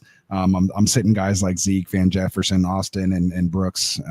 Even with Cooks out, I don't think we need to worry about him. On the Pittsburgh side of the ball, we do have Jalen Warren out, Cordell Patterson ruled out, and Russell Wilson still dealing with whatever he has going on, but he's not playing, so it looks like it's Justin Fields' show. Where do you have Fields this week? I think he was top 3 QB last week. Yeah, I think coming off like a 30-point performance. Looking like he's having a command of this offense, starting to mirror the passing with the rushing a little bit. I've liked what I've kind of seen so far from him. Has he built up enough confidence for you to be a starter in a 1 QB league with his potential? My feelings about Justin Fields. That's why I asked. Honestly, has he built up enough comfortability for you to put him in your lineup? No. I mean, I have him ranked at QB8 right now. I think you're gonna have to play him in a lot of, if you're short Goff, if you're short, Herbert, Hurts or something like that, like you might have to play him. I think in a lot of scenarios he can be playable in this offense. Micah Parsons is out. Micah, whatever. He's out. That's huge. DeMarcus Lawrence out. Huge. That's huge. And it's not like when they were in there, they were really stopping anything anyway. Well, without them there, they don't stop anything. And I'm sorry, Frank and Dustin, but their defense looks like doo-doo now. And I think Trayvon Diggs is hurt too. Justin Fields is good when you give him time to throw. Yeah, if you give him a couple minutes, yeah. Minutes. He's sitting back there for 2 minutes in the pocket. I think, honestly, it's not a bad play. That's a shot classic. I like that shot. Good. Well said. That was good. But honestly, yeah, I think he can be a good play this week. All right. What about Najee? What about Najee? All right. So you're a Najee guy. I think you have to start him again with Patterson and Warren being out. He's basically probably going to get 80% of the touches. You have Pickens. I would say normally he's probably kind of in that must start area, but I have him here as a player to discuss because he might get that Diggs treatment. Does that sway you at all, or you think he can still produce against Diggs? If memory, he produced pretty well against Surtain. So what is he going to do with Diggs? I think Diggs is hurt.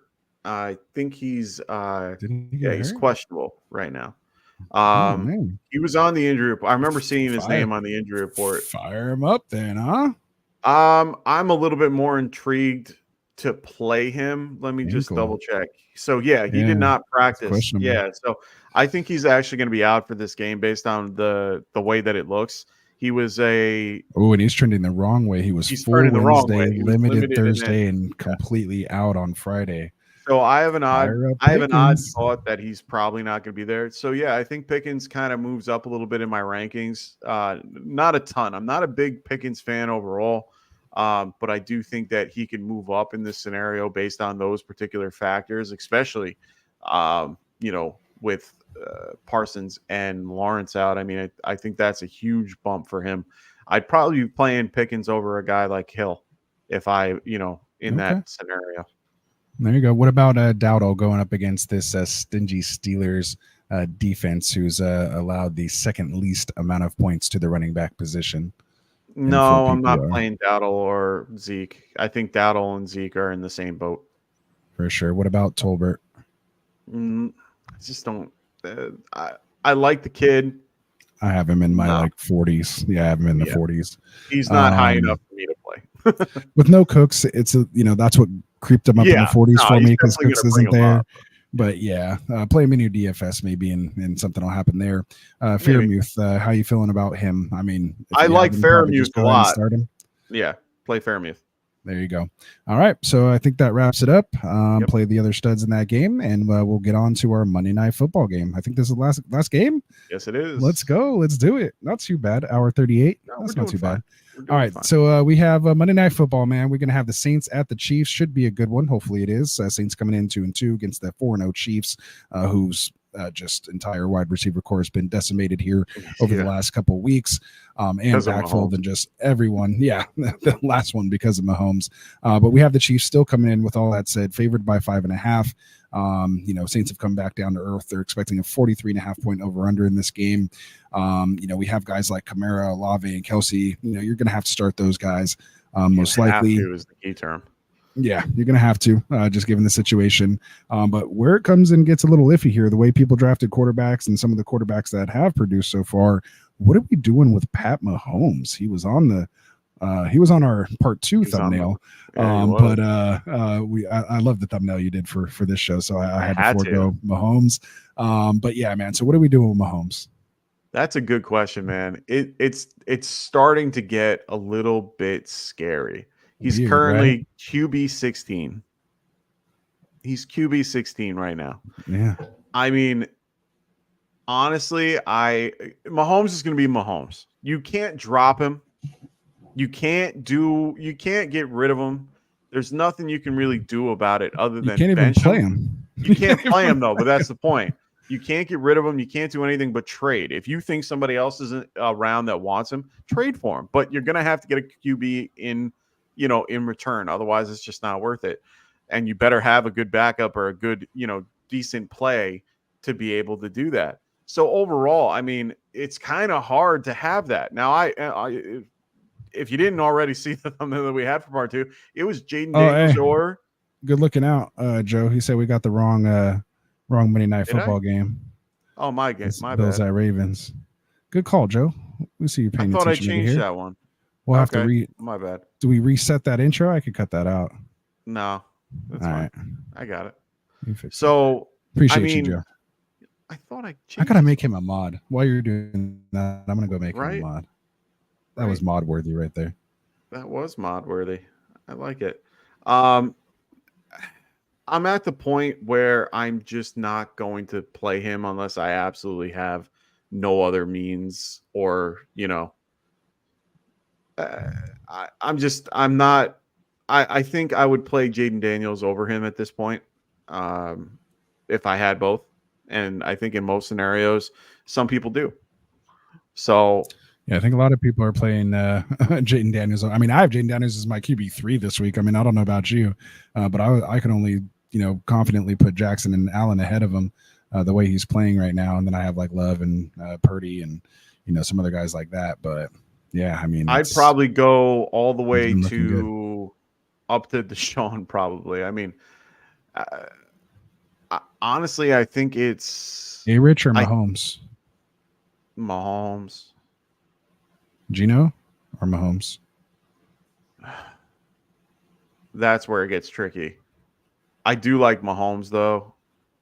Yeah, Burrow? Burrow. Dak.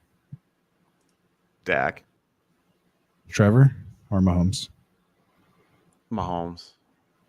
All right, so around that, 15, 16, 17, 18, kind of somewhere in there, depending on how you have it. Good stuff. Yeah.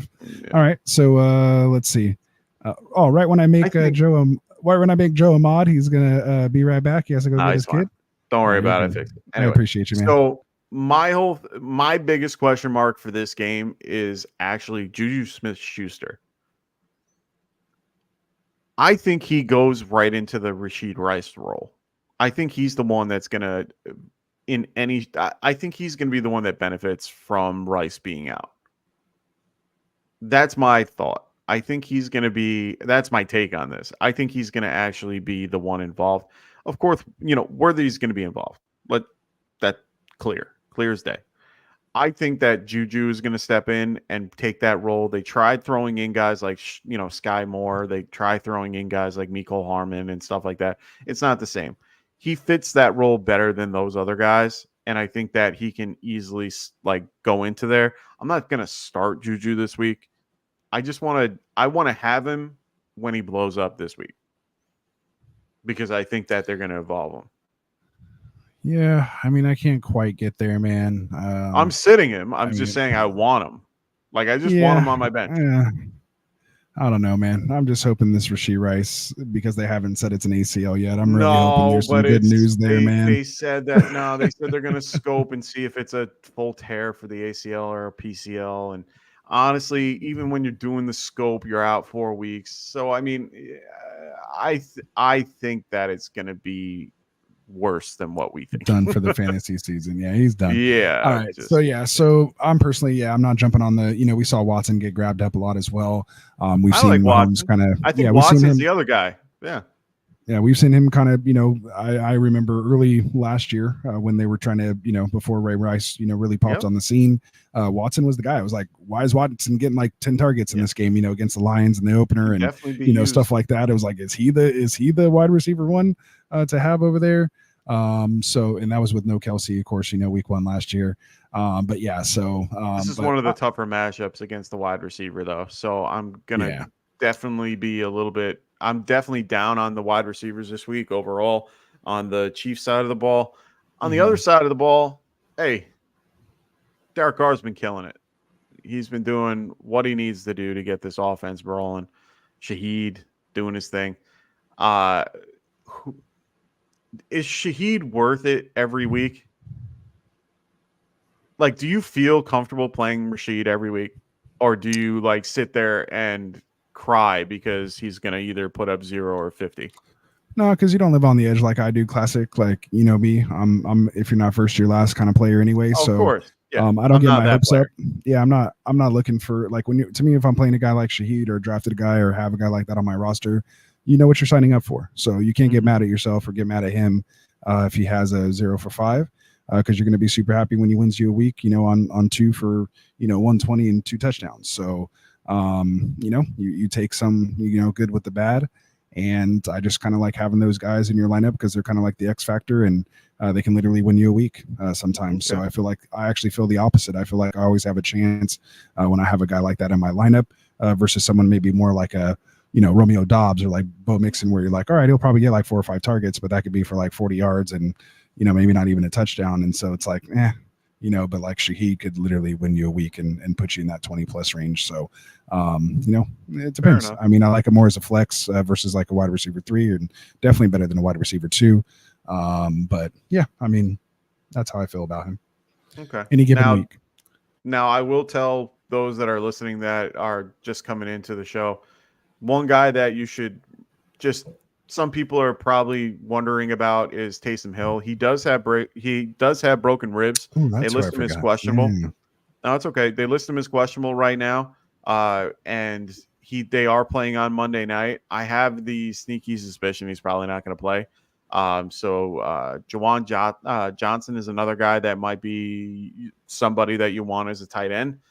He'll be a little bit more involved now that Taysom's going to probably most likely be out, just because, he's a tough more dude, involved. But yeah, a little more involved is about what you're looking for. Like, that's a great thing when it comes to tight ends at this point. So yeah, we'll definitely do that for sure. All right. So I think that might finish up our Monday Night Football game and finish up our games here on the slate. So again, we appreciate you guys for coming out and going through that with us. Again, you can go back and check out the chapters, skip around from game to game, but we will get into this live Q&A section or segment. I don't know why I keep calling it a section. I want to call it a segment.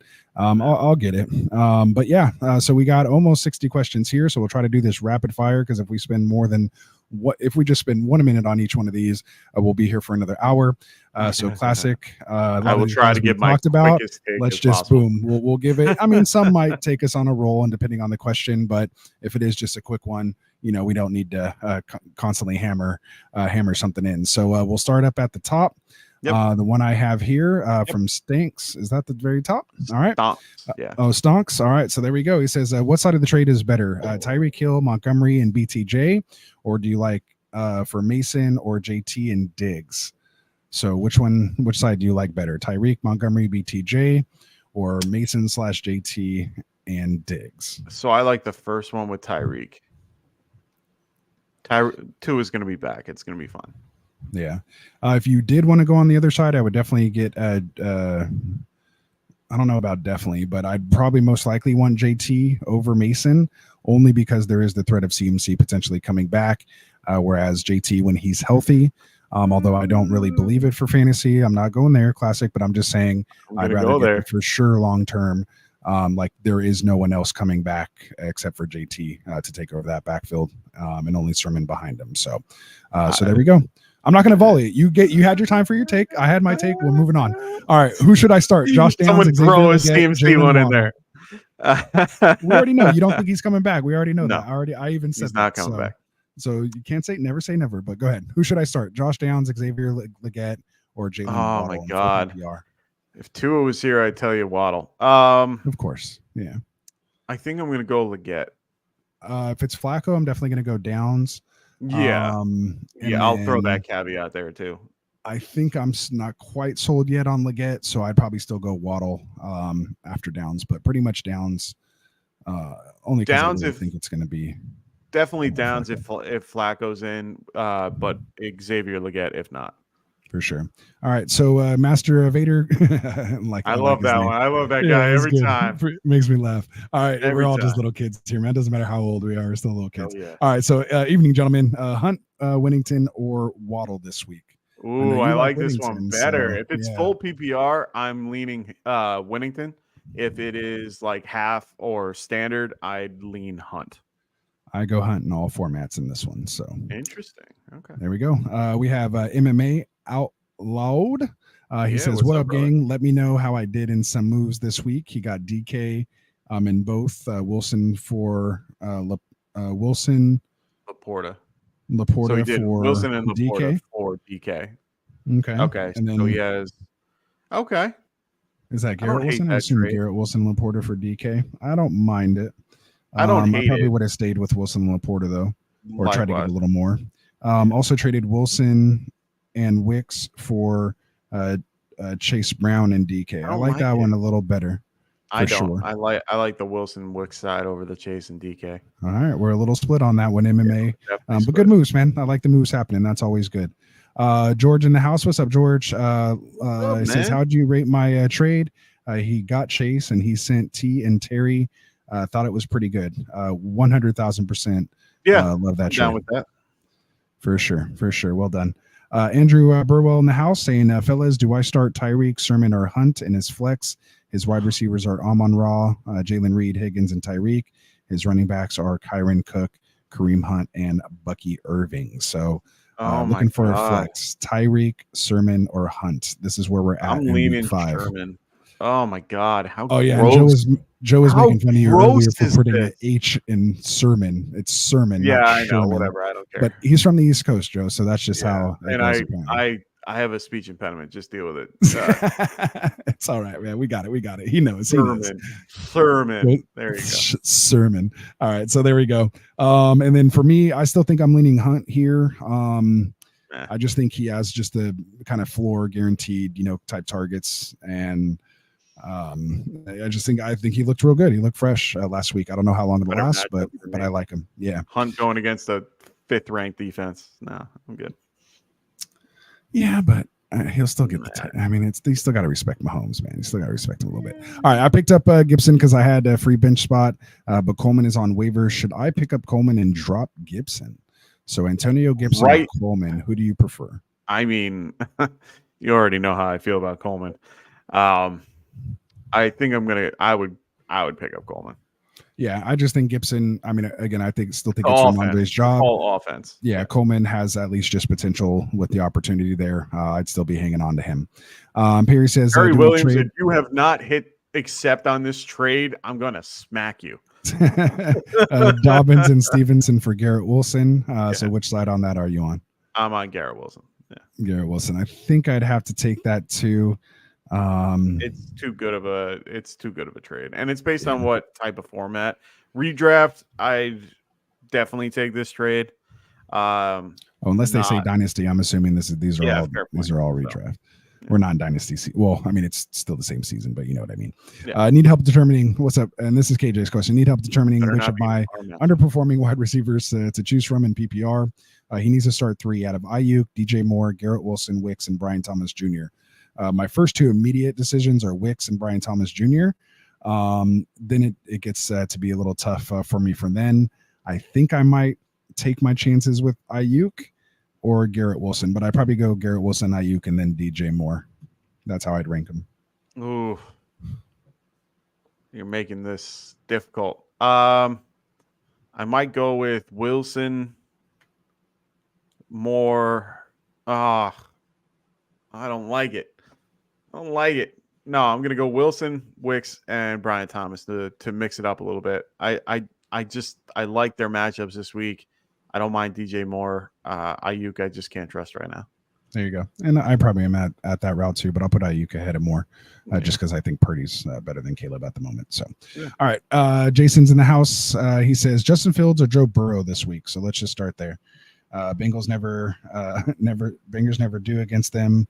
They just made Josh Allen look like Trevor Lawrence, but Burrow has better weapons. What are your thoughts? Yeah, and Burrow's usually played them pretty decently each year. Fields has the better matchup, though, with their defense being all messed up. I think I'm going to go Fields. And I don't like it. I think, yeah. It's more the rushing floor. Look at who wants to talk about rushing floor now with his rushing I quarterback. know. We're talking fantasy, not real life. He's a horrible real-life quarterback. I'm sorry. It's a horrible real-life quarterback. Real-life quarterback, he's absolute garbage. Oh, man. I think it's going to be a shootout over there with the Ravens, man. Give me Joe Burrow. Give it to me. Go to Chase, baby. Let's go. I'm playing Joe Burrow in a bunch of leagues. That's why he doesn't want to choose. Wait, you skipped All right, so we got Perry asking another one here. You smoke. Oh, Smokey. Did I? Oh, how can I do that, Smokey? My bad. Pick up Benson, Garindo, or Ty Chandler to stash. My order on that is Chandler, Benson, Garindo. I'm gonna go Benson. You said same?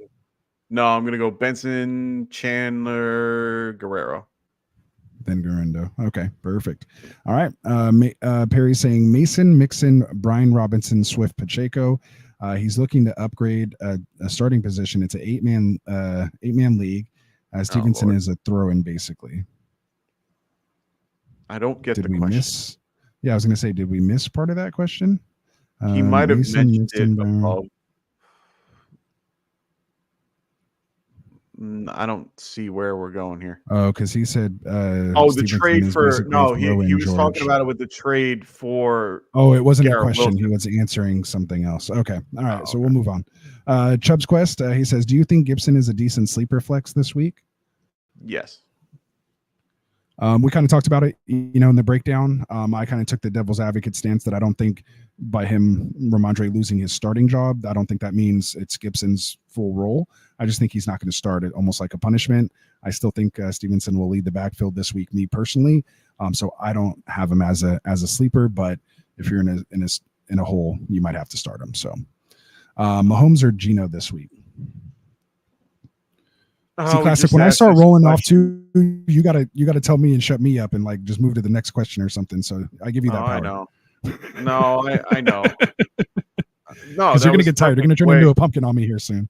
Oh no, you're fine. Honestly, we're moving at a good pace. This one hurts. Oh, this was the one I brought up to you in. I know, and I said Mahomes. Yeah, I said Mahomes on it, and it's so close though. They're like back to back for me. Yeah, Mahomes against the Saints and and I don't like it. Seahawks against the Giants. I'll take the contrarian play. No, I can't. I just can't do it, man. I can't do it. I can't do it. I'm gonna say Mahomes, man. I can't. I still need to see one more week, man. They're still adjusting to the new pieces. I think if anyone can do it, Mahomes can figure it out. All right. KJ Flint says, can we trust the pass catchers for the Bears? Can we? Yes. I think we could trust the pass catchers. I just don't think we could trust the quarterback yet. That's how I'm going to answer that question. Fair. So there we go. KJ, let us know, man. We'll talk about that in the group chat in the Get Right Dynasty League. We can bring that up in there. All right, which side do you like more? Kyler Achane, Garrett Wilson, or CJ Stroud and the King Henry in full PPR? Ooh-wee. If you need a quarterback, then for sure the Kyler side. I need to read this one from where we have it. I've been marking other things. So which side would you like more? Kyler Achane, Garrett Wilson, or Stroud and Henry? Ew.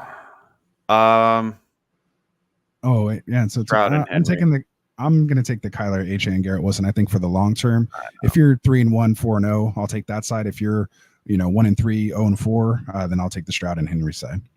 Yeah. Leggett or DJ? I'm going DJ for sure. 100%. All right. We have Marlon saying, hey man, should I add Sutton or Mooney? Mooney's on waivers and Sutton is a straight add. Definitely put in your bid for Mooney. 100%. I've said it all off season. Mooney for sure. Yeah, I was down on Mooney. Like I didn't think he'd do anything. He had a blow up. I was high on the Falcons in general, so I am a big fan of Mooney. After this game, you weren't singing that after the first couple of games. I didn't need to because they didn't use him. I was big on him. No worries. Hugo Roman. Would I be crazy to trade Hall for Harrison in half PPR? Based on the format, but I mean, if you have like 4 good stud running backs, then sure, but I wouldn't do it. Really depends on who your running backs are, my guy. Really I don't like it, but I like Harrison plus a little piece. Like give me a J.K. Dobbins or give me something like that at least with it, because you don't want to have that complete downgrade from your running back to whoever RB2. That's what I worry about. So you got to still get a little bit of a little piece there, but not totally crazy. Likely or Kraft this week? I'm gonna go Kraft. Yeah. We have Jay in here saying he traded Rashad and Pacheco plus 31% of his fab for Achane, and he's 1-3. What are your thoughts? I mean, I don't hate it, man. I'm laughing at the fact that someone actually has a trade with fab in there. Love it. No, I'm loving it. I'm okay with that. I love the fab trade. My only thing though is if you're 1-3, that's the only reason why I could say I don't like it, because you're getting a guy. You're getting a guy who's still waiting for Tua to come back. You're giving away a lot. Right. And Pacheco is kind of hit or miss. The fab is hit or miss. Really, you're kind of trading almost Rashad for Achane. So like in a vacuum, I really like the trade. But the fact that you're 1-3, like given the whole context, like if you were going to trade that entire package, I would have just tried to go for like a Ken Walker, like somebody who's like playing right now. Oh yeah. Like up to their, somewhat of a standard, putting points. We don't know what we're getting from Achane from week to week. That's I'm a little nervous about Pacheco coming back from that broken fibula. It's not easy. Yeah, you saw what happened with Tony Pollard and a few other guys. Like it's going to take some time. For sure. We got Colby in here again. Hopefully we didn't totally lose him. We ended up answering this one anyway, right? Wandale or Wicks, or play both. So I think our answer hasn't changed there. Where else we were at? Jason says, will you trade Godwin and TJ Hawkinson for Marvin Harrison? His tight end is Kittle. No. I would do that personally. Yes, I would not. So you'd rather have Godwin and TJ Hawkinson over Marvin Harrison Jr. and Kittle? Which duo do you like better? My bad. Yeah, that's what I thought. Right. I just want to make sure you understood. I had to, the way that I read it. I know. That's why I was like, let me make sure that's what you're saying. I'm good. Or maybe I'm the one who's wrong. All right. Jason Ortiz is here. He says start 3 out of Sutton, Waddle, Robinson. Maybe clarify on the Robinson. No, it's DeMarcus. There's no other. Okay. And then Ramondre Stevenson and Alexander Madison. I'm going to go Madison, Sutton, Wandale. That's not Waddle. That's Wandale. Oh, it's Wandale. My bad. Good call. Wandale. So I'm going to go Wandale, Sutton, and I just can't get there with Madison, man. I can. I know you're a Raider hater. That's the problem. I just can't do it, man. I cannot do it. Broncos lost Singleton. They're still not a good defense overall against the running back. Broncos, they've been great. they're currently against the running back. I have them at 18. That's still a matchup I'm willing to go with. I just don't know, man. I don't know. I'm doing it. I don't know. I can't do it, man. Do it. That's so tough, though. I think you have to, though, given your other options. At least he's going to be the one getting the work. So, yeah, there we go. Sorry, it took a long time on that. But, man, that was hard for me to say. This Jason. is a tougher one for me. Go ahead. Sermon, Akers, or Tracy start one. I think I'd go Akers, Sherman, Tracy. I'd go the opposite. Sherman, Akers, Tracy. Yeah. All right. There it is. We got Axe Max in here saying start 3 in full PPR. He has Amari Cooper, Brian Thomas Jr., Wan'Dale Robinson, another Brian Thomas, and then Garrett Wilson. Yeah, then I'm assuming it's just Brian Thomas. Yeah, maybe just put it twice. Maybe he just played it twice. There's no way he's there twice. So start. I think I'm gonna go with the first. No, I'm gonna go Cooper, Wilson, and BT and Brian Thomas. Man. Yeah, I mean, Vikings been giving up a lot to the wide receiver position. So, yeah, I'll go. And it should be a shootout. So, I'll go Wilson, Cooper, Brian Thomas Jr. Yeah. Yep. That was Colby again. Yep. We already did let's that see. He says, I wavered Stevenson first. Did we talk about this one already? No. He says, I wavered Stevenson for Sermon. Other backs are Gibbs and Walker. It's a 10-team full PPR, and Gibson wasn't available, so he wants to know our thoughts on that. That's fine. I like that. You're gonna have no quandary for me. I think that's fine. I mean, not bad, especially if you need someone for this week. Yeah. Better offense overall, better team. I'm good with it. Yeah, I mean, I'd still probably put a claim to get Stevenson back if you potentially can. Oh, yeah. For this week, you're holding Sherman for at least 4 move. weeks. You're holding Sherman for 4 weeks. I don't think it'll be out that long, but we'll see. Good call. I mean, I don't. They just didn't seem to be like it was so serious, but they kind of said the same thing about Cup 2. The same thing about Joe going Mixon on 4 weeks out. And Joe Mixon has almost been 3 weeks. And he even played, he finished playing even too. So he had one. He did one snap, and then he had one limited practice, and now he's all of a sudden didn't practice. No, I meant in the game when he got hurt. No, I understood what you meant. He had one play, and then he went back. No, it always feels that way. Adrenaline works that way. All I'm trying to say is he's not playing for the next few weeks. There it is. High ankle sprain. What is the average high ankle sprain?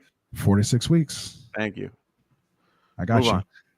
Rome Leggett or Wan'Dale Robinson for the flex from Jack. I'm gonna go Leggett. In this case, I'm going Leggett. I like it. Oh man, I want to say Wan'Dale. But I don't. My heart says Wan'Dale, but the reaction of how things are going to go, it's going to go. Yeah, it's a stingy that's a stingy cornerback room over there.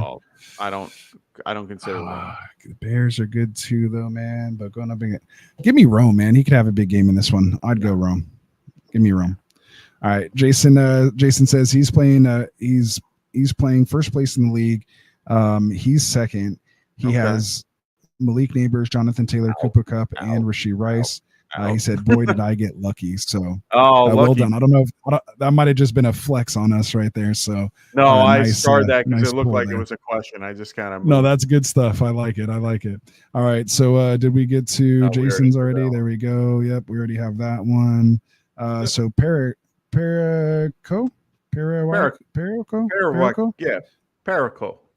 Call him Para. Yeah, there we go. Para.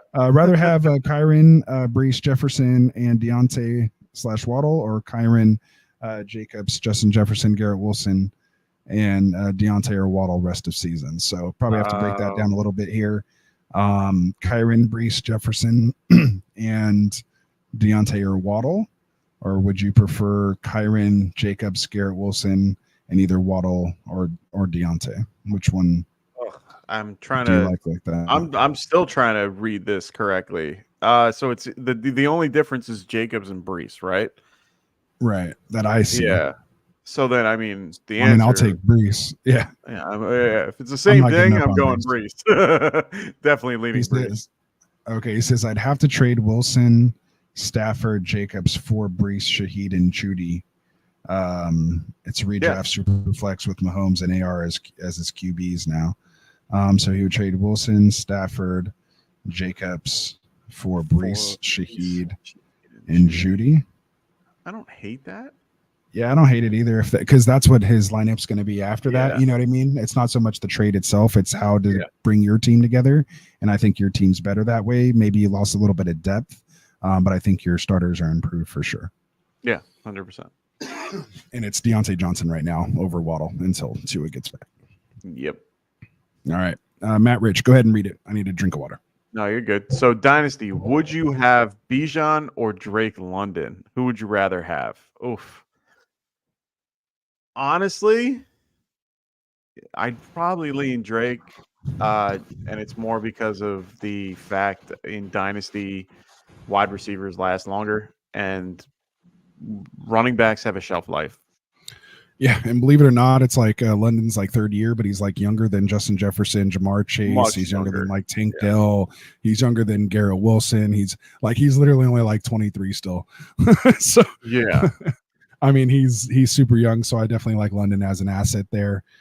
Maybe, obviously they're gonna have a quarterback change fairly soon. So, but as our boy Phil says, from the extra point, you're looking at Dynasty in a 2 to 3 year window, and I still think the window looks good for London. We're starting to see some of his potential, like we did this last game. So 154 and a touchdown, and could have had 2 if he happened to play that last play. That should have been him. Yeah. And it would just been him at the interview at the end. Remember in our group chat? Yeah. I was like, this dude has not been in front of the camera before, man. I don't know if anybody saw that interview at the end of the game. Yeah, the marketing team's going to get with him after that. 6 years. Yeah, they're gonna be like, don't say that next time. They're giving a little cue card. We'll see. But yeah, so that's where I'm at. Good question. All right, so who else do we have here? Peter Guns Delgado says Higgins or Wicks this week. Oh, this is like the tier. I'm gonna go Wicks, and it's very close. Yeah, it is close. It's incredibly close. It is very close. I think I'd have to still go Higgins in this one. I think his second game back, he looked good, didn't have any setbacks last week. Hopefully the Bengals can get this thing rolling, and I expect to shoot out with the Ravens. For me, yeah. So for me, it's the matchup. The Raiders are. What do I have here? Raiders are on my sheet, middle of the pack. They're like 17 against the wide receiver. Oh yeah, and you usually want to play anyone against the Raiders. Yeah. Yeah. No, not Raiders. The Ravens. Or Ravens. Oh, okay. See, you're starting to do it now. But no, you said I could have swore I heard you say Raiders. I have maybe it was that New York accent. See, I haven't been on it. I've been talking to a West Coast guy here for the last couple of weeks. So the Rams are I have the in this case 26. So I'm sticking. I'm gonna go with the better matchup. Yeah, I show the Ravens giving up the 9th most points to the wide receiver position. So yeah, I don't know. Either way, but yeah, Higgins, he got Wicks. Let's do it. Joe asked Flacco or Watson. Give me Flacco. Give me Flacco. Even all the good stuff I said about Watson, I'll still take Flacco. Give me Flacco. All right. Michael Lopez. Evening, fellas. Need a flex for the weekend. Choose one out of Addison, Braylon Allen, Rashid Shaheed. Thanks in advance. Full PPR 12 team. We'll set up question. Addison. Like, it gives us the info we need. Classic. You're hitting the nail on the head. Give me some Addison. All right. We have Brendan in here saying Brendan Croson, should I trade Jordan Mason for Devontae Adams in a full PPR redraft league? No. I don't think I would. Yeah, I don't think Never. I would. Ford or Cam Akers? Gross. I'll take Ford. Maverick, is this for like trade or is this starting this week? So if it's trade, I'll take Ford for sure. If it's this week, I still think I have Ford in both. It's going to be Ford. Yeah, I think I'm forward for both of those. Keith Tapp, 10-man PPR, Achane or Swift. So we'll do that first, and then he has the second part. Achane or Swift this week? Swift. Yeah, I'm going Achane. I'm just going to take my chances with Achane. Also pick one, Hill, Deontay, Ayuk, Shaheed, or Wandale. I think I like Deontay the best out of that group. Deontay. There it is. Lover Fields. Love for me. It's unfortunately got to be Fields because of the rushing upside. Really? I have Love as my QB4 this week. You just talked about it. All right. I have Fields. I have Fields at 8, and I have Love. I have him at 4 too. So I'm gonna go Fields. I just like the matchup now that I keep talking about it. Make the switch. Make it right. No, I'm gonna just make it closer. Make the rank. All right. Zeddy's in here saying, is it a good idea to trade CMC? If so, who should I try and get? Classic will tell you probably anyone you can. I don't mind trading him at this point. Not looking good. But you're not going to get much. I've seen people still get fairly decent amount. Yeah, even like Dynasty, this week you can get a first. That's about it. Even in redraft, people are paying. You can get still a nice package potentially to the 4-0 guy who could take a chance. So that's why I'd target is your 4-0 3-1 team. You might be, especially if they have a couple guys on the bench they're not using. You might be able to get a little package for them because it might be worth it for you. Is still worth the stash on a deep bench. So I don't know who. Oh, that's for the first part of that. Quorum. Yeah, we're good. Okay. Sit Tyreek, or you think this is the week he goes off? Secondly, do you trade him for AJ Brown, anticipating Brown back next week? So yes to the second part. I'll take AJ Brown. Because again, we're still not sure if Tua or when Tua is coming back. Just because he's eligible to come back after 4 weeks. No, they said he's coming back week 8, and he already said that he was. You could say, like you said, you could shit in one hand and say something in the other and see which one fills up first, right? I get it, but I see that being more of the narrative for his particular scenario than the other. AJ Brown could be back next week. Yeah, I might do it. Yeah, I think I would. Again, really depends on your, yeah. I mean, it depends on your record as well too. Tyreek, yeah. That's the thing. You can't. Yeah, you can't. Yeah. So it's nice just to not even have to deal with that every week because if AJ Brown's in there, you're starting him, and he's going to already be done with his bye week and be healthy. So you get him pretty much for the rest of the year unless he gets hurt again. So I kind of like that too. Don't overestimate trading for guys who have already had their bye week. Yeah, I know. I'm in that scenario right now. Yeah. So Dangerous Toys says Kenneth Walker, Aaron Jones, full PPR. Walker for me as well. Fairmouth or Ingram. I'm going to go Ingram with this one as long as he's healthy. If he plays. Yes. Perfect. PPR, full PPR, Mike Williams or Jalen Waddle. I still think I'm going to go Waddle in that situation, but it's rough. Yeah, it's still rough. This one's for you, man. 101 Dozer says Browns or Broncos DST. I'm going Broncos. I'm going Broncos. I have Broncos everywhere. Yeah. Okay. Broncos. Yeah, they've been pretty good all year, interestingly. Ravens show yo. What's up, man? It says need 2 for his RB2 and 1 in his flex at Ramondre, Sermon, Hunt, Javonte Williams, Justice Hill, or Rico Dowdle. Achane is his RB1 and it's full PPR. So he needs 2 for his RB2 and 1 for the flex. Oh, and they're all running back, so it doesn't matter. Yeah. Sermon and Justice Hill. It's a feeling. More than Hill. I think I'm going to still go Mondre and Sermon. I know you like your hit. I think you like your Hunt. Oh, see, Hunt is there? Actually, I think I would go Hunt over Mondre. So yeah, Sermon and Hunt. Good call. I don't know why I didn't see Hunt in there. No. I kind of figured that's where you would go. I like Hill a little more. Yeah. Good stuff. All right, yo, should I trade Seam? Oh, he already got to that. Should I? I don't know if it was the same person, but yeah.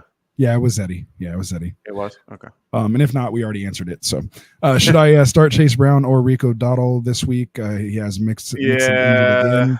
I think I'd take my chances with Chase Brown. I would do Chase Brown too. Jack and Ban Florida boy, Xavier Worthy or Zay Flowers at the flex. Zay Flowers. Ooh, I think I go Zay for the floor, but if you need some boom in your lineup, man, Xavier Worthy's is interesting to see what's going to happen over there. I like Zay more. Better matchup. Yeah. So I like Zay too. So let's see. We have a monster. No, a monster. No, you a monster. Just jumped all the way down. Oh, what happened? You jumped so many questions down. How did that happen? I don't know. The Smitty, what's going on, brother?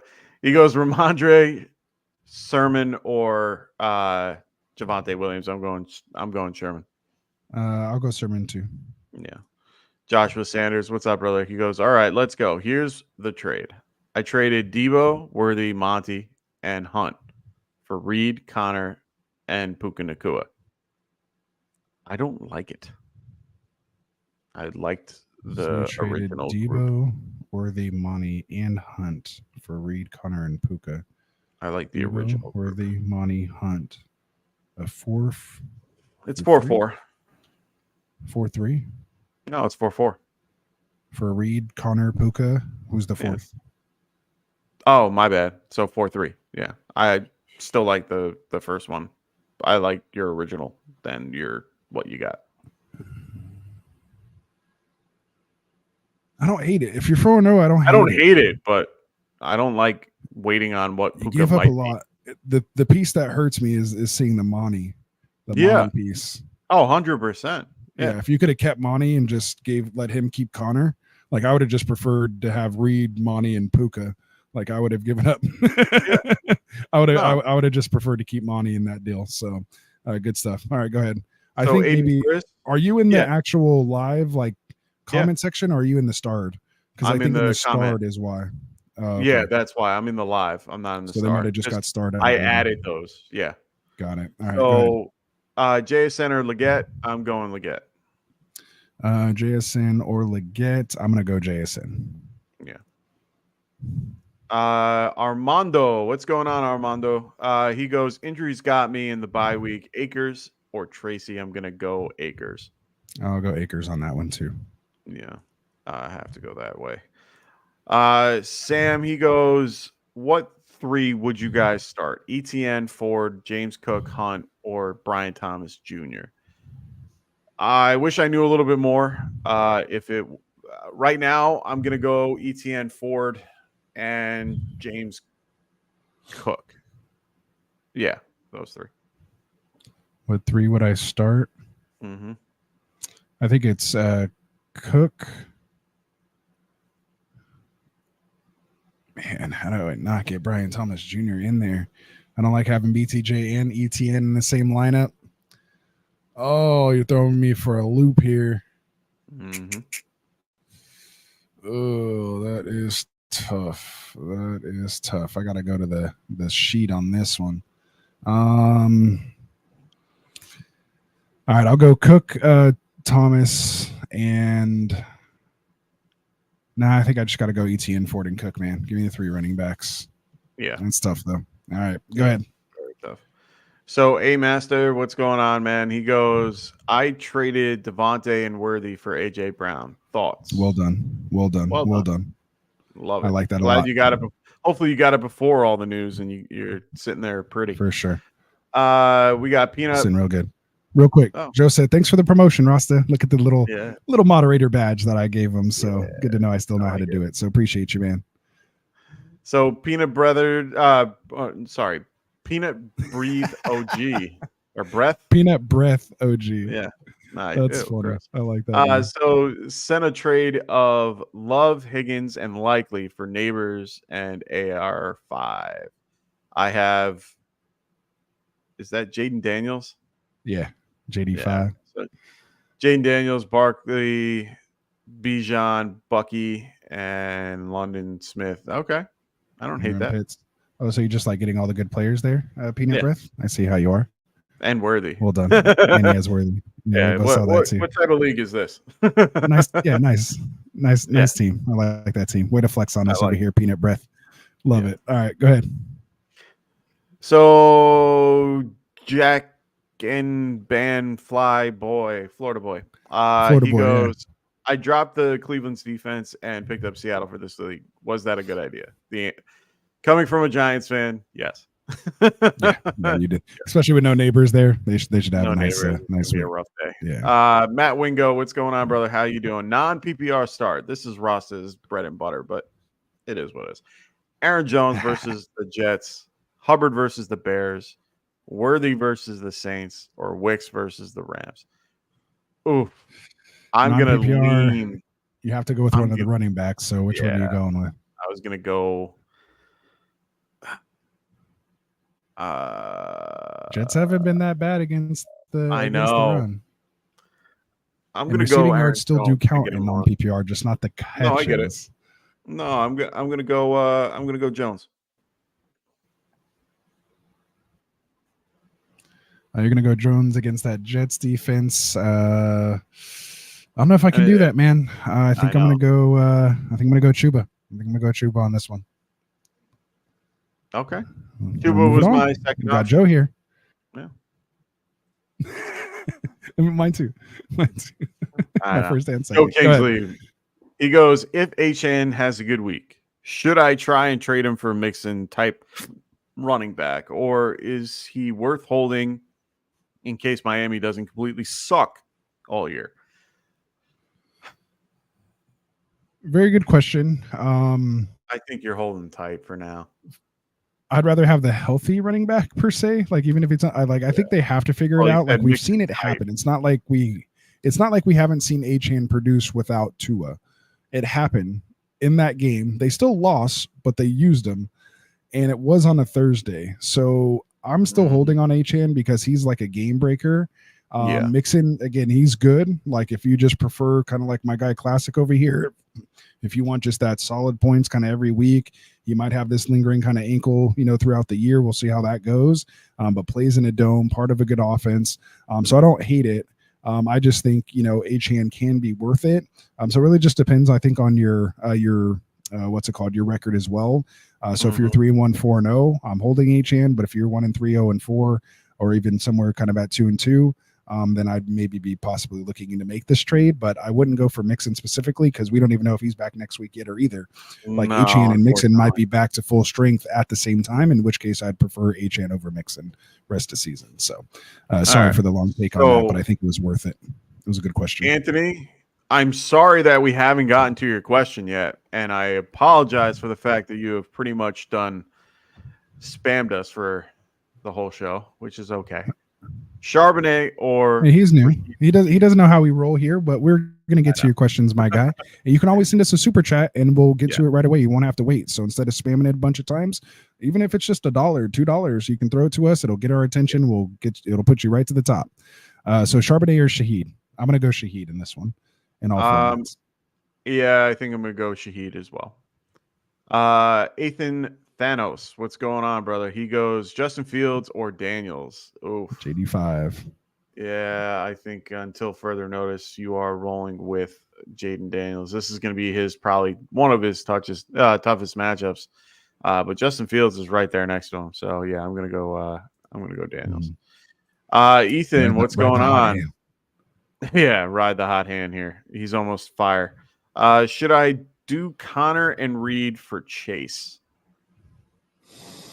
It's based on your scenario. I'm a really big Chase fan, and that's kind of close for me, especially with Watson and Watson hurt right now. But in normality, I would probably say I'll take Chase in this one. But it's close. It also depends on who you're getting off the waiver wire too. So if there's a nice piece there that you can stash, especially if it's a running back, maybe go get Trey Benson, Connor's backup.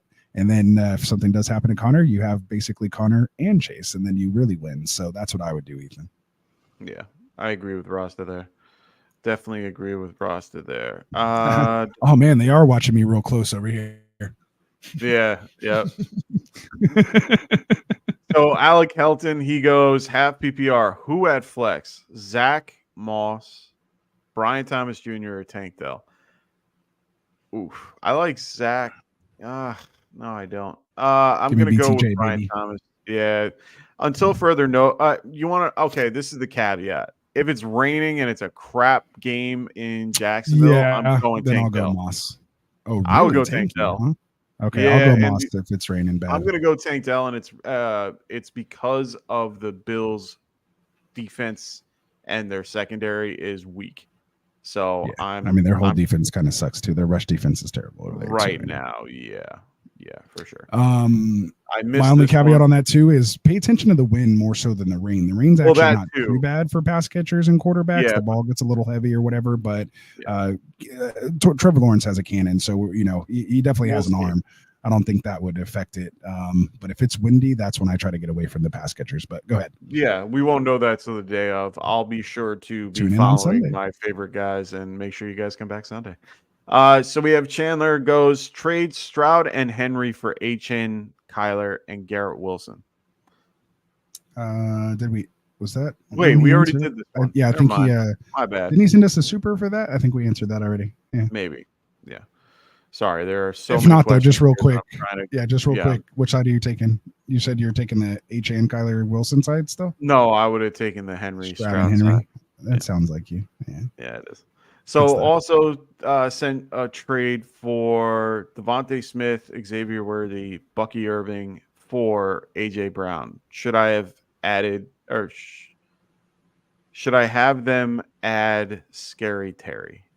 I would. Send a trade of Devonta Smith. I think it's a little one-sided.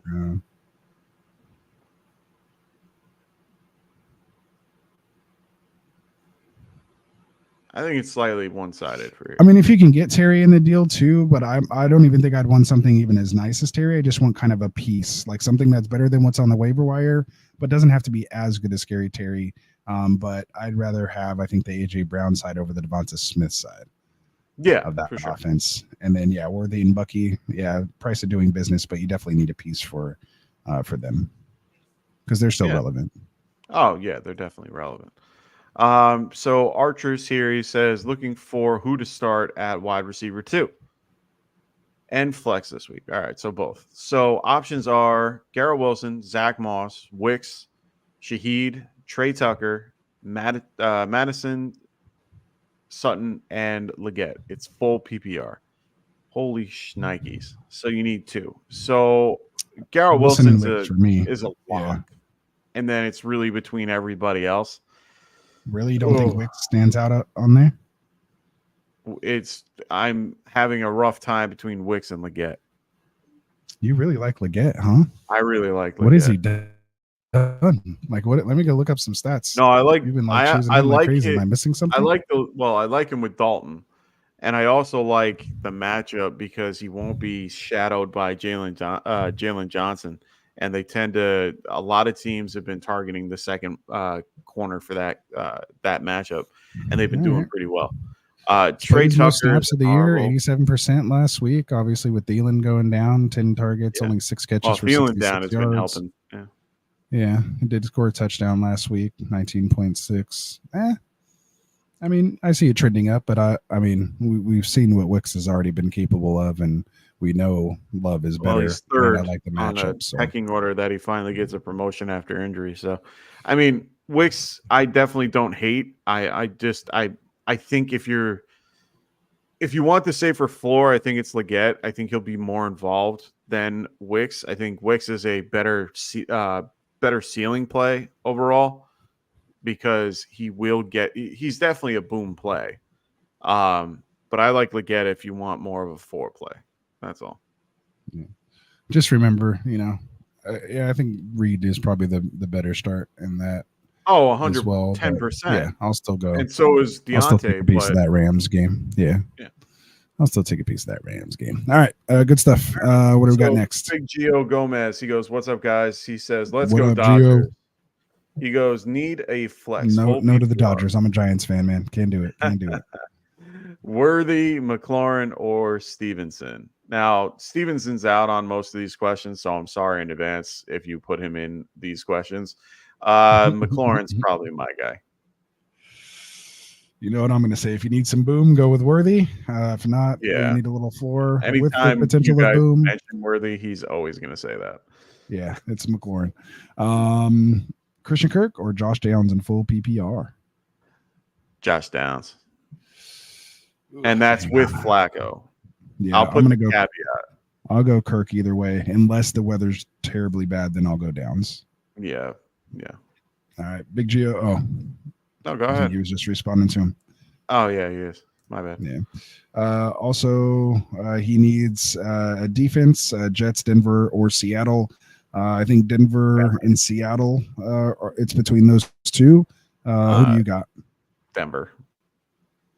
Yeah, I just like what Denver's been doing right now, so I'll take Denver as well. Yeah, and they're But hurt on it's not going to be defense. bad against Raiders are down on defense. They're all types of good. That's all I like to see. All right, so Miami not second all. I don't even bother reading half that. Ooh, we're getting close. We're getting close to Wait, the end. we're all done. Is that it? Wait. Oh no, I got one here. Oh, I just saw it. Start 3. Deontay Johnson, Nico, BTJ, or Garrett Wilson. Oh my So god, Nico for sure. Nico for 100%. You don't I think even it's have Deontay after that. That is Deontay and Garrett Wilson. BTJ. Wilson, I know. Yeah, I think it's there because of the weather too. So yeah, you're gonna go Wilson. I'm going Nico, Deontay, and Wilson. Nice wide receiver room, Ethan. Nice wide receiver room. That's a wonderful room. For sure. That's better than my one league where I have Jefferson, Nico, Rashid Rice, and Deontay. There you go. Dusto says, I have James Conner and Dobbins as his RB1 and RB2. Bucky, Chase Brown, and Spears are on his bench. Does he drop one of those guys for Mostert? I mean, if you're going to drop one, it would be Spears, right? I don't know about that. I would probably drop. I mean, those offenses are way better than the Titans offense. Just well, now with touchdown upside. Levis out, yeah, maybe I would, but yeah, it might lean. I mean, you're almost getting basically almost kind of the same guy, just a non-pass catcher. Yeah. If it's full PPR, I'd probably just stick with those 3. I really like those 3. Like if you look at a lot of my benches, I have that trio on several benches. So I'm just waiting for the opportunity. All these injuries, none of them were to all the running backs that I have as handcuffs, of course. For sure. So Kyler Singer goes, traded Sherman, Parkinson, and Ford for Ferguson. Wow. I don't hate that because you're talking about 2 waiver wire guys and a guy that might lose his job in a couple weeks for a tight end that you basically set and forget for the rest of the year. It may look a little lopsided, but when you really dig into it, Kyle, I like what you're doing there. That's my kind of trade right there, my guy. Yeah, for my sure. kind of trade.